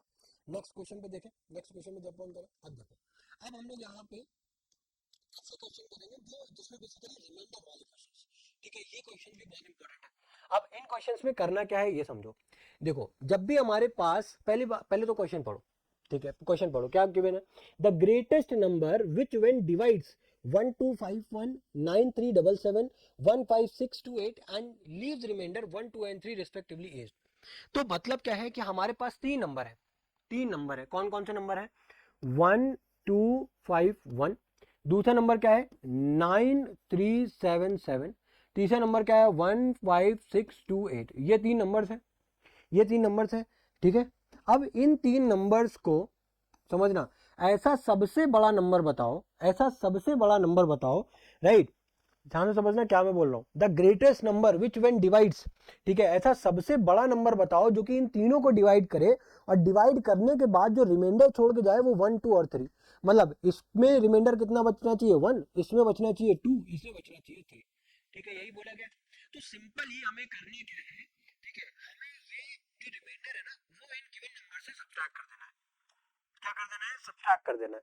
अब जब आप यहाँ पे सब्ट्रैक्ट करोगे तो यहाँ पे आएगा 1250, यहाँ पे जब आप सब्ट्रैक्ट करोगे तो ये आएगा 9375, और यहाँ पे जब आप सब्ट्रैक्ट करोगे तो ये आएगा 15625।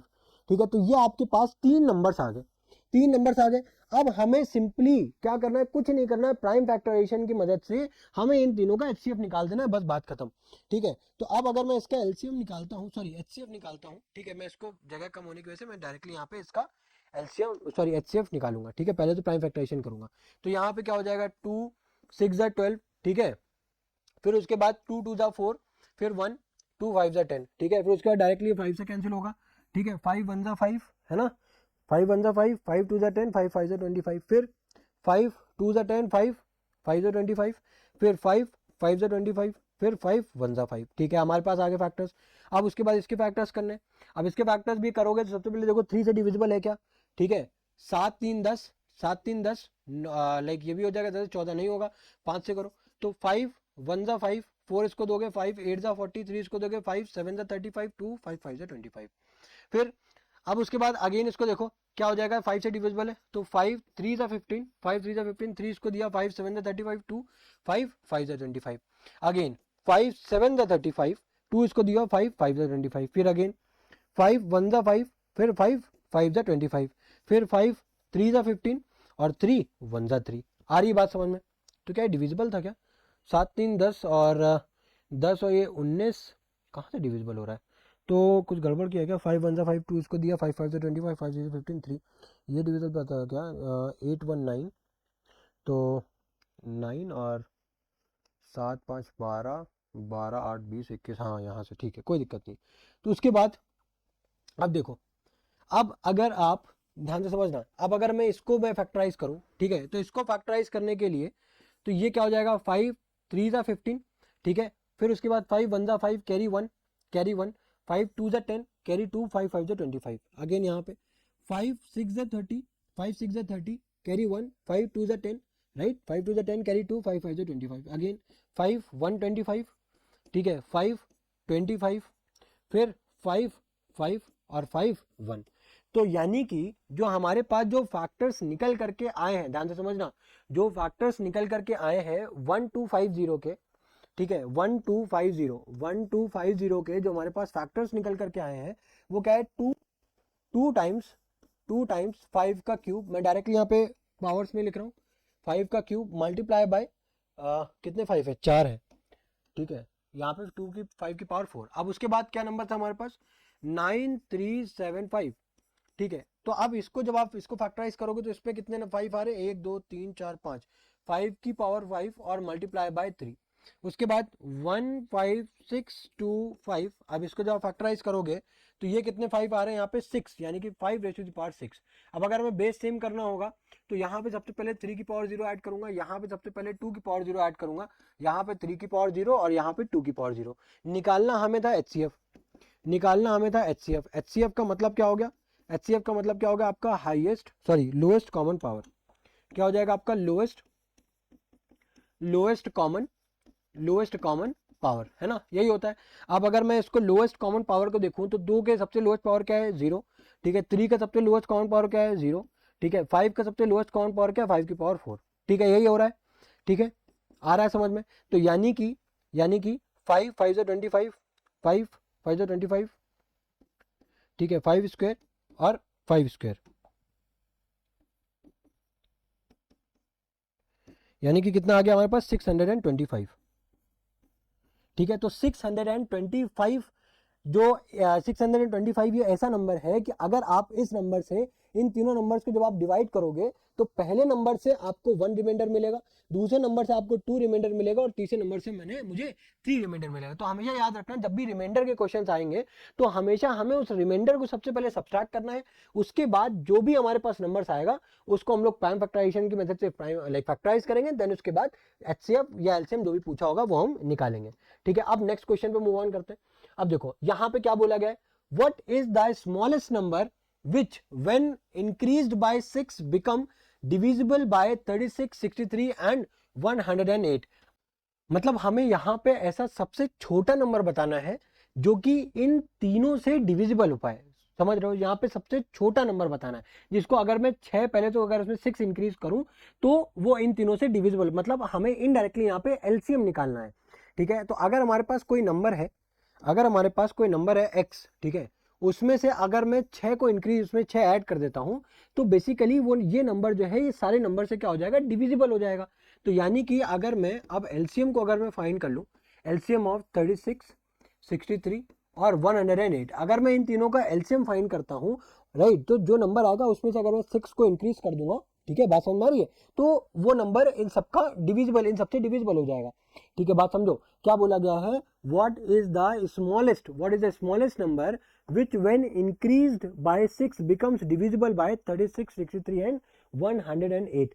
मतलब ऐसा सबसे छोटा नंबर जो कि डिविजिबल हो 36 से भी, 63 से भी और 108 से भी, यानी कि ऐसा सबसे छोटा मल्टीपल जो कि 36 का हो, 63 का हो, 108 का हो, लेकिन कंडीशन क्या है, उसमें से 6 हम इंक्रीज कर रहे हैं। तो यही तो हमारी क्वेश्चन बनेगी। अब सिंपली हम यहाँ पे क्या करेंगे, एलसीएम निकालेंगे। तो एलसीएम निकालो जरा 36 का, तो एलसीएम निकालोगे तो क्या आएगा 2 18, ठीक है, 2 9 और 3 3 जा 9, 3 1 जा 3, ये आ गया। उसके बाद आप एलसीएम निकाल लो 63 का, तो 7 9 जा 63, राइट, 3 3 जा 9, 3 1 जा 3, ठीक है। उसके बाद एलसीएम निकाल लो 108 का, तो ये कितना हो जाएगा, 2 5 जा 10, 2 4 जा 8, 2 2 जा 4, 2 7 जा 14, 3 9 जा 27, 3 3 जा 9 और 3 1 जा 3 आ गया। अब अगर एलसीएम हमें निकालना है तो सबसे पहले इसके फैक्टर्स लिखो जरा। तो 36 के फैक्टर जब आप लिखोगे तो क्या हो जाएगा, 2 का स्क्वायर मल्टीप्लाई बाय 3 का स्क्वायर। फिर जब आप 63 का लिखोगे तो वो क्या हो जाएगा आपका, 63 में हो जाएगा आपका 7 टाइम्स 3 का स्क्वायर। और उसके बाद जब आप 108 का एलसीएम लोगे, 108 सॉरी जब फैक्टर्स लिखोगे तो वो क्या आ जाएगा आपके पास, 2 का स्क्वायर, 2 का स्क्वायर मल्टीप्लाई बाय 3 का क्यूब। बट अभी बेसेस तो बराबर नहीं, तो सबसे पहले हम बेस को बराबर करेंगे। तो जब आप बेस को बराबर करोगे तो यहाँ पे क्या लिखा है, यहाँ पे पहले तो 7 की पावर 0 का ऐड करो, ठीक है, यहाँ पे 2 नहीं है तो 2 की पावर 0 का ऐड करो, यहाँ पे क्या नहीं है, 2 है 3 है बट 7 नहीं है, 7 की पावर 0 का ऐड कर दो। ठीक है, क्योंकि हमें पता है एलसीएम का मतलब क्या होता है, हाईएस्ट कॉमन पावर। ठीक है, एचसीपी मतलब हाईएस्ट कॉमन पावर। तो अब अगर आप एलसीएम को निकालोगे तो 36 की हाईएस्ट कॉमन पावर क्या है, 2 का हाईएस्ट कॉमन पावर क्या है हमारे पास 2, तो 2 की पावर 2। उसके बाद 3 की हाईएस्ट कॉमन पावर क्या है 3, तो 3 की पावर 3। और 7 की हाईएस्ट पावर क्या है 1, तो यानी कि 7। तो अब यहाँ पे क्या हो जाएगा x प्लस 6, तो अब क्या हो जाएगा 2 की पावर 2 हो जाएगा 4, 3 की पावर 3 कितना हो जाएगा, 3 3 जा 9, 3 जा 27। ठीक है, अब यहाँ पे क्या हो जाएगा आपका 7, तो 7 4 जा आपका ये हो जाता है 28। ठीक है, और इधर आपको मल्टीप्लाई करना है 27 से। ठीक है, तो मैं ये कर लेता हूँ 20 प्लस 7, तो 20 से अगर मैं मल्टीप्लाई करूंगा 2 8 16, 2 2 4 1 5 0, फिर उसके बाद मैं ऐड कर लूंगा यहाँ पे। ठीक है, 7 को अगर मैं ऐड करता हूँ, 7 को मल्टीप्लाई करूंगा, 7 8 जा 56 5, ठीक है, 7 2 जा 14 और 1 कितना हो जाएगा 19, तो 6 और 9 6 कितना हो गया 15, 5 6 7, यानी कि 756, यानी कि कितना आ गया 756, यानी कि x प्लस 6 की जो वैल्यू आ गई है वो कितनी है 756, यानी कि x की वैल्यू 756 माइनस 6, यानी कि x की वैल्यू 750। बात आ रही है समझ में। तो यानी कि हम लोगों ने यहाँ पे एलसीएम निकाल लिया 750, यही हमारा फाइनल आंसर है इस क्वेश्चन के लिए। ठीक है, अब नेक्स्ट क्वेश्चन में मूव ऑन करते हैं। अब नेक्स्ट क्वेश्चन देखो यहाँ पे क्या है, नेक्स्ट है हमारे पास, अब हम लोग थोड़ा सा बोरिंग क्वेश्चन है, ठीक है, क्योंकि इसमें बेसिकली इस क्वेश्चन में ये इसका रीजन क्या है, मुझे बेसिकली ये क्वेश्चन फंडामेंटल थ्योरम के बाद ही लेना चाहिए था, बट मैंने अभी इस वजह से लिया क्योंकि ना इसमें जो मैं अभी आपको स्टेटमेंट दूंगा, ठीक है, आप उसी तरीके से आप उसको फॉलो अप करो, ठीक है, समझना है ऑब्वियसली, बट यहाँ पे समझने से ज्यादा इंपॉर्टेंट है कि आप उसको लिख किस तरीके से रहे हो, क्वेश्चन को फ्रेम किस तरीके से कर रहे हो, ठीक है, क्योंकि इसमें समझने वाली ऐसी कोई बहुत बड़ी बात नहीं है। अब यहाँ पे बोला क्या गया है, check whether 4 to the power n can end with the digit 0 for any natural number n।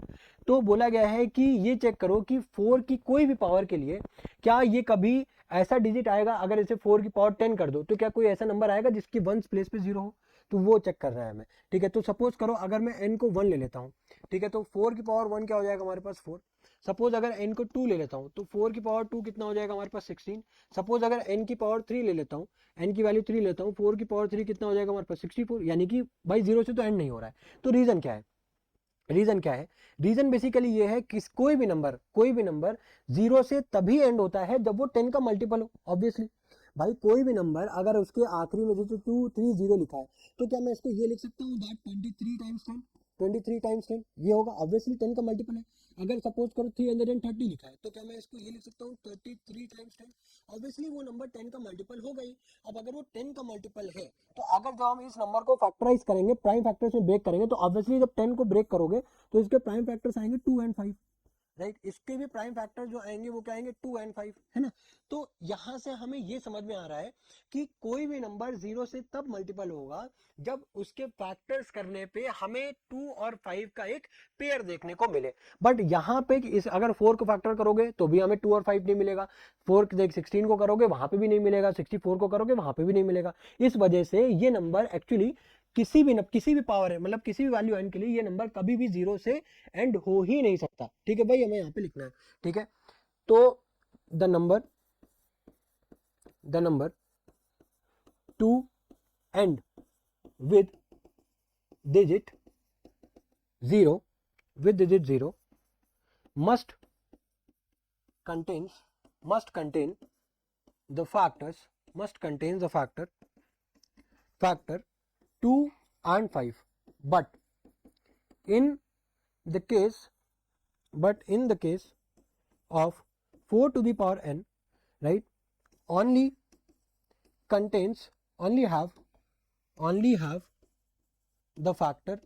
have the factor 2, factor 2. So this indicates this, so okay, यहां से नहीं, यहाँ पे हम लोग अब यहाँ पे क्या लिखेंगे, अब यहाँ पे हम लोग फंडामेंटल थ्योरम ऑफ अरिथमेटिक का यूज करेंगे, राइट। तो यहाँ पे from the fundamental theorem of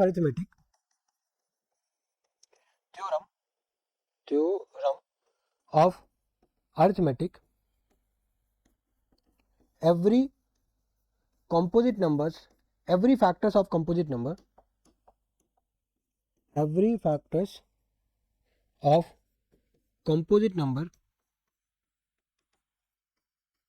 are unique, hence 4 to the power n can not end with digit 0। आ रही बात समझ में।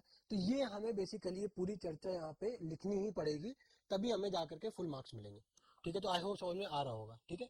अब हम लोग बात करते हैं वर्ड प्रॉब्लम्स की, ठीक है। बहुत ज्यादा बड़ी वीडियो बननी बची है, ठीक है, बहुत कुछ ही क्वेश्चन बचे हैं, 3 मुश्किल से 4 या 5 क्वेश्चन बचे होंगे, ये वीडियो खत्म हो जाएगी, ठीक है। अब देखो जब हम लोग वर्ड प्रॉब्लम्स करते हैं, अब यहाँ पे भी सबसे बड़ा डाउट आता है कि सर हम लोग जब वर्ड प्रॉब्लम्स करते हैं तो हमें ये समझ में नहीं आता है कि इस वर्ड प्रॉब्लम में हमसे एलसीएम निकालने को पूछा गया है या फिर एचसीएफ निकालने को पूछा गया है। तो इसका ना एक सिंपल सा फंडा, अब मैं इन क्वेश्चन को सॉल्व नहीं करूंगा, ध्यान से समझना, सॉल्व भी नहीं, बस आपको हर क्वेश्चन के लिए एक फंडा बताऊंगा, वो फंडे को आप हर क्वेश्चन में अप्लाई करोगे, आपका डेफिनेटली 101% आंसर आएगा। अब वो फंडा है क्या, जो भी क्वेश्चन में वैल्यूज दी हो, क्वेश्चन में जो भी आपको गिवन वैल्यूज दी हो, ठीक है, अगर आपको जो गिवन वैल्यूज है, ठीक है, पहले आप क्वेश्चन में देखो कि गिवन वैल्यूज क्या है, उसके बाद आप ये प्रेडिक्ट करो कि जो आपका आंसर है, बात समझना क्या मैं बोल रहा हूं, कि पहले तो आप देखो कि क्वेश्चन में गिवन वैल्यूज क्या है, उसके बाद आप ये प्रेडिक्ट करो कि जो आपका आंसर है, ठीक है, जो आपका आंसर है वो गिवन वैल्यू से छोटा आएगा या फिर उससे बड़ा आएगा। अगर इन केस जो आपका गिवन वैल्यू है, ठीक है, गिवन वैल्यू से जो आंसर है वो आपका छोटा आता है, ठीक है, आंसर जो है वो गिवन वैल्यू से क्या आता है, छोटा आता है, तो उस केस में आपको क्या निकालना है, HCF निकालना है। इतनी सी बात आ रही समझ में, ठीक है। अगर नहीं समझ में आ रही, एक सेकंड और दो। दूसरा केस और मैं डिस्कस करता हूं। दूसरा केस क्या है, अगर गिवन वैल्यू से आपका आंसर आपको लगता है कि वो बड़ा आएगा, आंसर की जो वैल्यू है वो आपको लगता है बड़ी आएगी, तो उस केस में आपको क्या फाइंड करना है, एलसीएम फाइंड करना है, ठीक है। आप देखो एग्जांपल सहित समझते हैं। क्या क्या क्वेश्चन क्या है, the length breadth and height of the room are 8 metre 50 centimetre, ठीक है, 8 मीटर 50 सेंटीमीटर यानी कि 850, ठीक है, 850, ये क्या गिवन है, लेंथ, ठीक है, ये हमने सेंटीमीटर में कन्वर्ट कर ली। अब जो ब्रेथ है वो कितनी है, 625 सेंटीमीटर्स, और जो हाइट है वो कितनी है, 475 सेंटीमीटर्स। बोला क्या, respectively find the length of the longest rod that can measure dimensions of room exactly, ठीक है। बेसिकली एक रूम है, रूम की डायमेंशन उन्होंने ये दे रखी है। अब इस रूम को मेजर करने के लिए ऐसा सबसे बड़ा मेजरिंग टेप आपको फाइंड करना है जो कि इस लेंथ ब्रेथ और हाइट को आपको एग्जैक्ट नंबर में लेंथ मेजर करके दे सके। तो समझो, अब आप कितना भी बड़ा मेजरिंग टेप ले आओ, लेकिन वो होगा तो आपके कमरे से छोटा ही, भाई वो लेंथ से बड़ा तो आप ला नहीं सकते हो, क्योंकि हमें तो भाई इसको एग्जैक्ट नंबर्स में मेजर करना है ना।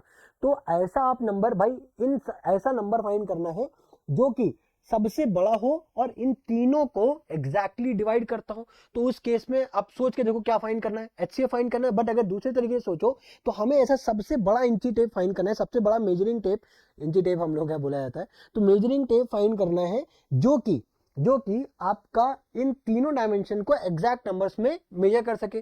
तो हालांकि आप कितना भी बड़ा ले आओ, वो होगा तो इन तीनों से छोटा ही। तो यानी कि यहाँ पे इस केस में जो आंसर आएगा वो आपका गिवन से छोटा आएगा, तो उस केस में हमें क्या फाइंड करना है, HCF फाइंड करना है। आई होप ये चीज आपको समझ में आ रही होगी, आ रही है बात समझ में। अब अगर ये चीज आ रही है तो ये क्वेश्चन अब आप करोगे, ठीक है, मैं नहीं करने वाला, इजी क्वेश्चन था, ठीक है। अब देखो यहाँ पे क्या बोला गया, an army contents 612 members is to march behind an army band of 48 members in a parade. The two groups are to march in the same numbers of columns. What is the maximum number of columns in which they can march? ठीक है। अब पूछा क्या गया, total हमको given है इतना 612 members है, टोटल 612 नंबर्स है। तो पूछा गया क्या गया है कि members is to march behind an army band of 48 members in a parade. The two groups are to march in a same number of columns. What is the maximum number of columns which they can march? मतलब ऐसा सबसे बड़ा number बताओ जो कि इस 48 members के पीछे चलेंगे और उनको हमें दो कॉलम्स में डिवाइड कर देना है। तो भाई हमें इन दोनों नंबर्स का सबसे बड़ा नंबर बताना है जो इन तीनों को एग्जैक्ट नंबर्स में डिवाइड कर सके। यानी कि यहाँ पे जो हमारा आंसर आएगा वो भी क्या होगा, गिवन से छोटा होगा। तो अगर आंसर हमारा छोटा है तो उस केस में हमें क्या फाइंड करना है, HCF फाइंड करना है। सिंपल। आ रही है बात समझ में, ठीक है। अब उसके बाद नेक्स्ट देखो क्वेश्चन। अब यहाँ पे क्या गिवन है, अब Foster wants to plant 66 apple trees, 88 banana trees and 110 mango trees in equal rows in terms of number of trees, ठीक है। अब ये मैटर नहीं करता कि कौन सा नंबर ऑफ ट्रीज है, ये है कि नंबर ऑफ ट्रीज को इक्वल नंबर ऑफ रोज में उसको अलाइन करना है। Also he wants to make distinct rows of trees, only one type of trees in one row, ठीक है। मतलब अगर मैंगो का है तो मैंगो का रो, ठीक है, एप्पल का है तो एप्पल का, ठीक है, और सॉरी मैंगो कहाँ की, हाँ मैंगो एप्पल और बनाना, ठीक है। अगर बनाने के ट्रीज है तो बनाना के, एप्पल के हैं तो एप्पल के, और जो मैंगो के हैं तो मैंगो के। तो find the minimum number of rose require, ऐसे कम से कम हमको रोज बताओ, ठीक है।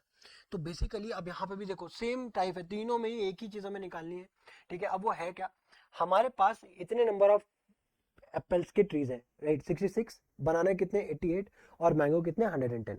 हमको बेसिकली इसको इस तरीके से अलाइन करना है ताकि हम रोज जो भी है, रोज हम लोग जितने भी नंबर ऑफ रोज आएंगी कोई दिक्कत नहीं है, नंबर ऑफ रोज की हमें चिंता नहीं है, बट हमें ये मेक श्योर करना है कि वो रोज में मैक्सिमम नंबर ऑफ ट्रीज आए, और साथ ही साथ वो जो नंबर ऑफ ट्रीज आएंगे, राइट, वो एक रो में एक ही फल के, मतलब एक ही फ्रूट्स के ट्रीज आएंगे। तो यानी कि हमें ऐसा हाईएस्ट नंबर एक बताना है जो कि 66 को डिवाइड कर दे, 88 को ही डिवाइड कर दे और 110 को भी डिवाइड कर दे।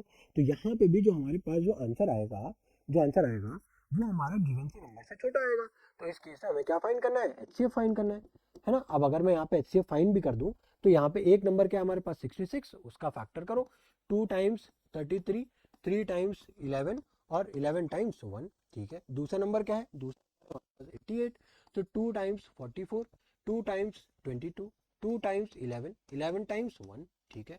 फिर उसके बाद क्या है 110, 2 टाइम्स 5 और 2 5 ज़ा 10 और 2 5 ज़ा 10, ठीक है। उसके बाद 5 टाइम्स 11, फिर 5 टाइम्स 11 हो गया, फिर 11 टाइम्स 1, यानी कि जो 66 के जो हमारे पास फैक्टर्स आ गए वो क्या आ गए 2 इंटू 3 इंटू 11, ठीक है। 88 के जो फैक्टर्स आ गए वो क्या आ गए हमारे पास 2 का क्यूब मल्टीप्लाई बाय 11। उसके बाद जो 110 के फैक्टर्स आ गए वो क्या आ गए 2 टाइम्स 5 टाइम्स 11। तो बेस पहले तो सेम करो, यहाँ पे क्या नहीं है, यहाँ पे 2 3 11 है, यहाँ पे 3 नहीं है, तो 3 की पावर 0 कर दो, ठीक है, ठीक है। उसके बाद अब यहाँ पे 5 है बट यहाँ पे 5 नहीं, तो यहाँ पे 5 ऐड कर दो, यहाँ पे 5 ऐड कर दो। उसके बाद अब यहाँ पे क्या नहीं है, यहाँ पे 3 नहीं है, तो ये ऐड कर दिया। अब हमारे पास सारे बेस सेम हो गए, बेस सेम हो गए सारे। अब उसके बाद एचसीएफ का मतलब क्या है, एचसीएफ का मतलब क्या है, lowest common power, lowest common power. HCF का मतलब क्या है, लोएस्ट कॉमन पावर। आ रही बात समझ में। अब लोएस्ट कॉमन पावर मतलब 2 को अगर हम देखेंगे, 2 की सबसे लोएस्ट कॉमन पावर क्या है, 1 है, तो एक तो 2 हो गया। फिर अगर 3 को देखो, 3 की लोएस्ट कॉमन पावर क्या है, 0 है, वो देख लो। उसके बाद 5 की लोएस्ट कॉमन पावर क्या है, 0, वो आ गया। 11 की लोएस्ट कॉमन पावर क्या है, 11, तो यानी कि 22। तो यानी कि अगर हर रोज में 22 ट्रीज को हम प्लांट करें तो हर रोज में हम सेम नंबर ऑफ ट्रीज भी प्लांट कर पाएंगे और साथ ही साथ हर रो में मैक्सिमम नंबर ऑफ ट्रीज भी प्लांट कर पाएंगे, ठीक है। हर रो में ऐसा लेकिन इस तरीके से हम अरेंजमेंट बना पाएंगे कि हर रोज में एक ही फ्रूट्स का ट्री हो और साथ ही साथ मैक्सिमम नंबर ऑफ प्लांट्स को हम लोग इम्प्लांट भी कर सकेंगे, ठीक है। आई होप समझ में आ रहा होगा, ठीक है। अब हमारे पास अब हम लोग क्वेश्चन लाइक इस पूरे चैप्टर के लास्ट पड़ाव पे आ चुके हैं। अब इसको समझने से पहले एक छोटा सा टॉपिक है, कॉन्सेप्ट है बेसिकली जो हमें आपको बताना है।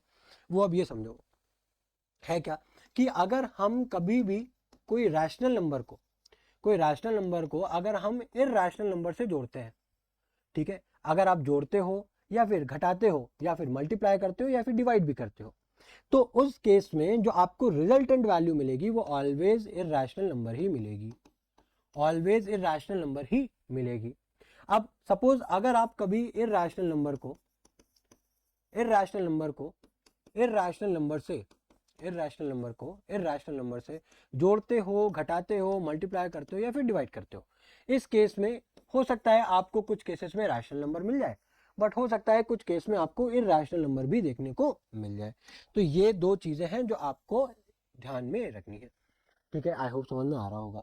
अब देखो, अब लास्ट टाइप का जो क्वेश्चन है और जो सबसे इंपॉर्टेंट भी है, यहाँ पे क्या है, प्रूव करो कि √5 इररेशनल है। तो इसके लिए क्या है, हम लोग यूज करते हैं कंट्राडिक्शन मेथड यूज करते हैं, ठीक है। तो हम लोग सपोज करेंगे कि √5 जो है एक रैशनल नंबर है, ठीक है। Let √5 a rational number. अब अगर √5 एक रैशनल नंबर है, तो क्या √5 जो है वो बराबर होगा p/q के, जहां पे p एंड q जो है, जहां पे p एंड q कंडीशन क्या होनी चाहिए। देखो, हमेशा कभी भी जब हम लोग रैशनल नंबर्स को जब लिखते हैं तो ये हमें ऑलवेज मेक श्योर करना चाहिए कि उन दोनों के बीच का जो हाईएस्ट कॉमन फैक्टर हो वो क्या हो, ऑलवेज 1 हो, यानी कि वो दोनों नंबर्स क्या हो, को प्राइम नंबर्स हो भाई, को प्राइम नंबर्स हो, ठीक है। ये हमें मेक श्योर करना है, ठीक है, जहां पे q जो है वो 0 नहीं होना चाहिए, ठीक है।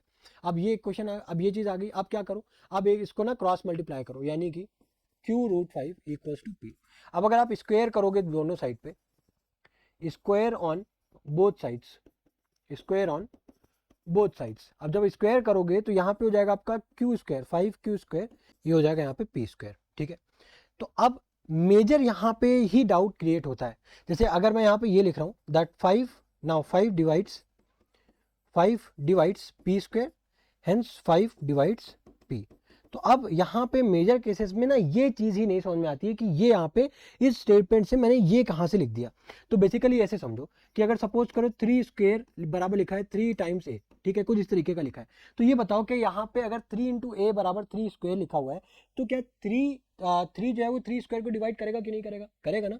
तो अगर 3 स्क्वायर जो है 3 जो है 3 स्क्वायर को डिवाइड कर पा रहा है, तो क्या 3 जो है क्या वो 3 को डिवाइड नहीं कर पाएगा? बिल्कुल करेगा ना। यही बेसिकली हमारी एक थ्योरम भी है, बट वो कोई जरूरी बहुत ज्यादा जरूरी नहीं है, तो इस वजह से मैंने आपको लिखी नहीं, ठीक है, बताई नहीं।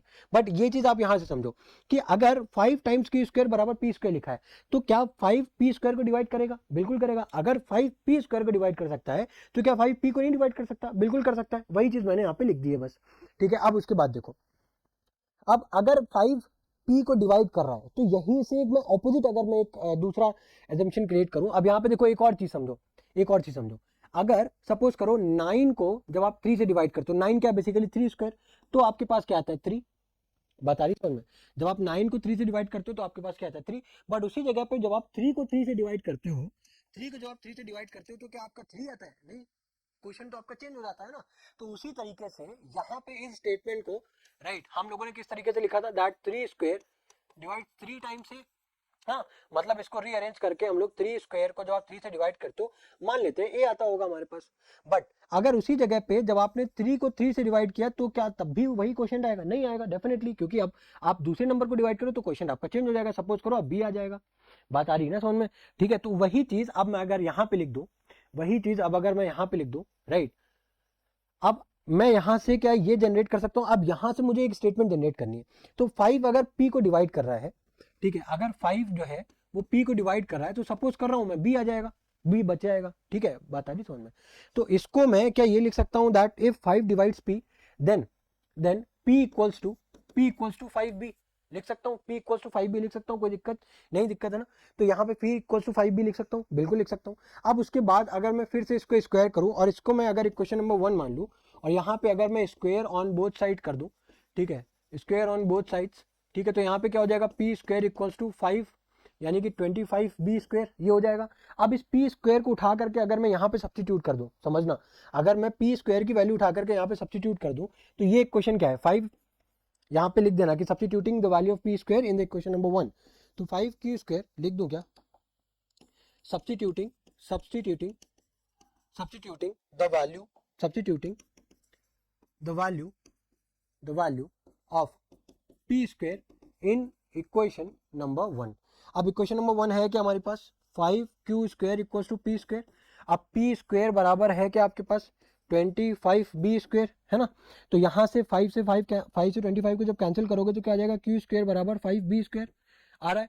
अब यहाँ से q स्क्वायर बराबर 5b स्क्वायर आ रहा है, तो क्या मैं यहाँ से ये बोल सकता हूँ दैट 5 डिवाइड्स q स्क्वायर, तो यानी कि 5 जो है वो q को भी डिवाइड कर देगा, 5 जो है वो q को भी डिवाइड कर देगा। तो अब यहां से बहुत ही इंपॉर्टेंट रिजल्ट जनरेट होकर के आ रहा है, वो क्या, अब देखो मैंने स्टार्टिंग में वर्ड यूज किया था को प्राइम नंबर, मतलब कि p और q को खाली एक ही नंबर डिवाइड कर सकता है, वो है 1। बट अभी हमने इस डेरिवेशन से क्या प्रूव कर दिया, दैट p को भी देखो 5 जो है वो p को भी डिवाइड कर रहा है, और 5 जो है वो q को डिवाइड कर रहा है, यानी कि p और q के दो फैक्टर आ गए, ठीक है। एक तो 1 तो था ही, और उसके बाद 5 भी आ गया, तो वो तो पॉसिबल है नहीं। अगर वो पॉसिबल नहीं है, तो इसका मतलब क्या है, √5 हमारा रैशनल नंबर नहीं है, रैशनल नंबर है नहीं, इसका मतलब √5 क्या है, इरैशनल नंबर। बस इतनी चीजें हमें यहाँ पे लिख देनी है, ठीक है। हेंस √5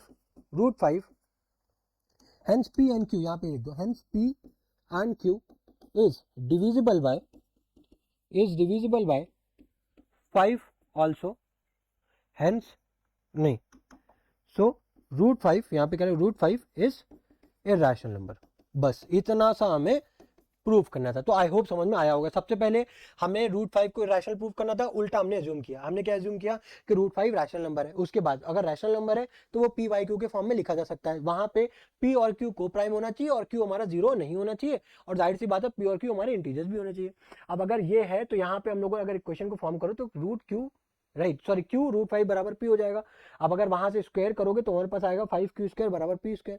उसके बाद अकॉर्डिंग टू थ्योरम, राइट, हम यहाँ पे क्या रखते हैं कि 5 जो है पी स्क्वायर को डिवाइड करेगा। अगर 5 पी स्क्वायर को डिवाइड कर सकता है तो 5 पी को भी डिवाइड कर सकता है। अब हमको पता है कि जब पी स्क्वायर को 5 डिवाइड करता है तो दूसरा क्वेश्चन आएगा, बट अगर पी को 5 डिवाइड करेगा तो अलग क्वेश्चन आएगा। तो वहां पे इस वजह से आपकी मैंने दूसरा एक क्वेश्चन ले लिया बी, है ना। तो 5 equal P equal to 5 B. अब अगर इसको भी स्क्वायर किया तो हमारे पास आया पी स्क्वायर बराबर 25 बी स्क्वायर। अब उसके बाद देखो, उसके बाद ये पी स्क्वायर वैल्यू को, जो कि क्वेश्चन नंबर 2 है मान लेते हैं, इसको मैंने क्वेश्चन नंबर 1 में सब्स्टिट्यूट कर दिया। वहां से हमें ये समझ में आया कि क्यू को 5 भी डिवाइड कर रहा है ना। मतलब 5 जो है वो पी को भी डिवाइड कर रहा है, 5 जो है क्यू को डिवाइड कर रहा है, जो कि हमने जो स्टार्टिंग में अपना एजम्पशन माना था वो गलत साबित हो गया। इस वजह से रूट 5 रैशनल नहीं है, इरैशनल है। नेक्स्ट देखो, अब ये हमारा वीडियो का इस चैप्टर का लास्ट क्वेश्चन है। अब यहाँ पे बेसिकली हमें बताना क्या है कि प्रूव करो दैट 2 प्लस 3 रूट 5 इज क्या है हमारा इरैशनल नंबर है। ये हमें प्रूव करना है, ठीक है। अब अगर ये हमें इरैशनल प्रूव करना है तो सबसे पहले क्या एज्यूम करना है, हर बार की तरह let 2 plus 3 root 5 be a rational number, है ना, बी रैशनल नंबर। अब अगर ये रैशनल नंबर है, अगर ये रैशनल नंबर है तो 2 प्लस 3 रूट 5 बराबर क्या हो जाएगा पी बाई क्यू, जहां पे पी एंड क्यू क्या होंगे, बिलोंग कर रहे होंगे आपके को प्राइम नंबर्स को, ठीक है, को प्राइम नंबर्स को। और साथ ही साथ क्यू जो है वो जीरो हो भी नहीं सकता। अब उसके बाद जब मल्टीप्लाई करोगे तो ये हो जाएगा क्यू 2 प्लस 3 रूट 5, ठीक है, बराबर हो जाएगा पी। अब उसके बाद जब आप स्क्वायर करोगे, स्क्वायर ऑन बोथ साइड जब आप करोगे, स्क्वायर ऑन बोथ साइड जब आप करोगे तो ये हो जाएगा आपका क्यू स्क्वायर, ठीक है। इधर जब आप स्क्वायर खोलोगे तो क्या हो जाएगा, यहाँ पे ये हो जाएगा आपका 4 प्लस 3 का स्क्वायर 9 टाइम्स 5, ठीक है, प्लस 2 टाइम्स 3 रूट 5, ये हो जाएगा बराबर में क्या आ गया आपका पी स्क्वायर। उसके बाद क्यू स्क्वायर, ठीक है, इसको खोलते हैं, 4 और 5, 9 5 45 प्लस 4 कितना हो जाएगा आपका 49 प्लस 2 टू 4, 2 टू 4 3 12 रूट 5, ठीक है, बराबर क्या आ जाएगा आपका पी स्क्वायर, ठीक है। अब उसके बाद फिर से इसको सॉल्व करो, राइट। जब आप इसको सॉल्व करोगे पहले आप क्या करो, आप इस ब्रैकेट को ओपन करो तो ये हो जाएगा 49 क्यू स्क्वायर प्लस, अब देखना मैं यहाँ पे यूज कौन सा ट्रिक यूज कर रहा हूँ वो समझना, क्यू स्क्वायर 12 रूट 5 बराबर में पी स्क्वायर, ठीक है। अब मुझे क्या करना है, मुझे बस बेसिकली अब जो हम लोगों ने यहाँ पे ये देखा था ना क्या, कि हमारा कभी भी ये बताओ, अब क्या रैशनल क्या कभी इरैशनल के बराबर हो सकता है, नहीं हो सकता, ठीक है। तो अगर p बाई क्यू एक रैशनल नंबर है तो उसका स्क्वायर करोगे तब भी वो रैशनल नंबर ही होगा, है ना। तो बस हमको अब क्या करना है, हमको रैशनल नंबर्स को एक तरफ करना है और रूट 5 को एक तरफ करना है, बस इतना सा हमें करना है कि रूट 5 को हमें एक तरफ करना है। तो समझो अब मैं क्या करूंगा, 49 क्यू को उस तरफ भेज दूंगा, तो बचा क्या हमारे पास बचा क्यू स्क्वायर 12 रूट 5 और इधर बच गया P square minus 49 Q square. इतनी बात आ रही समझ में। आप उसके बाद अब ये क्यू स्क्वायर 12 को मैं नीचे भेज सकता हूँ, तो बचेगा क्या, रूट 5 बराबर इधर क्या है हमारे पास, इधर हमारे पास P square minus 49 Q square, 49 Q square upon में क्या है हमारे पास क्यू स्क्वायर 12, क्यू स्क्वायर 12 यानी कि 12 क्यू स्क्वायर। ये बता दो भाई, अगर रैशनल नंबर से कुछ भी सब्ट्रैक्ट करते हो या डिवाइड करते हो, ठीक है, रैशनल के साथ रैशनल के साथ आप रैशनल ही रखते हो तो आपका रिजल्ट भी क्या होगा, रैशनल नंबर भी आएगा फॉर श्योर, ठीक है। बट आप ये बताओ कि क्या कभी रैशनल नंबर इरैशनल नंबर के बराबर हो सकता है, नहीं हो सकता। बस यहीं से हमारा स्टेटमेंट जो हम लोगों ने स्टार्टिंग में एज्यूम किया था, ठीक है, वो हमारा हो गया wrong, right. So as as we know that rational number is not equal to irrational number, hence our assumption is wrong, and 2 plus 3 root 5 is irrational number। हो गया प्रूफ, ठीक है। तो आज की क्लास में हम लोगों ने जितने भी क्वेश्चंस किए हैं, आई होप आप सबको समझ में आए होंगे, ठीक है। वर्ड प्रॉब्लम्स मैंने नहीं सॉल्व किए क्योंकि उसका रीजन है, उसमें आपको सिंपल आपको प्राइम फैक्टराइजेशन मेथड लगा करके आप उसको इजीली सॉल्व कर लोगे। बट इन ही क्वेश्चन पे डिपेंड मत रहना प्लीज, अगेन मैं बोल रहा हूँ। इसके बाद आप एनसीईआरटी लगाओ, उसके बाद पीवाईक्यूज भी लगाओ, ठीक है, बस इतना ही काम करना है। इस वीडियो को देखो, सारे अपने डाउट्स क्लियर करो, उसके बाद बैक टू बैक एनसीईआरटी लगाओ, देन उसके बाद जंप कर जाओ पीवाईक्यूज पे। बस इतना काम करना है, आप एग्जाम के लिए 101% रेडी हो। बस ये मेक श्योर करना, इसके अलावा कुछ भी नहीं छूना है, इसी को ही बैक टू बैक रिपीट करना है, ठीक है। तो आई होप ये वीडियो आपको हेल्पफुल रही होगी, ठीक है। मिलते हैं नेक्स्ट वीडियो में, till then good bye, thank you.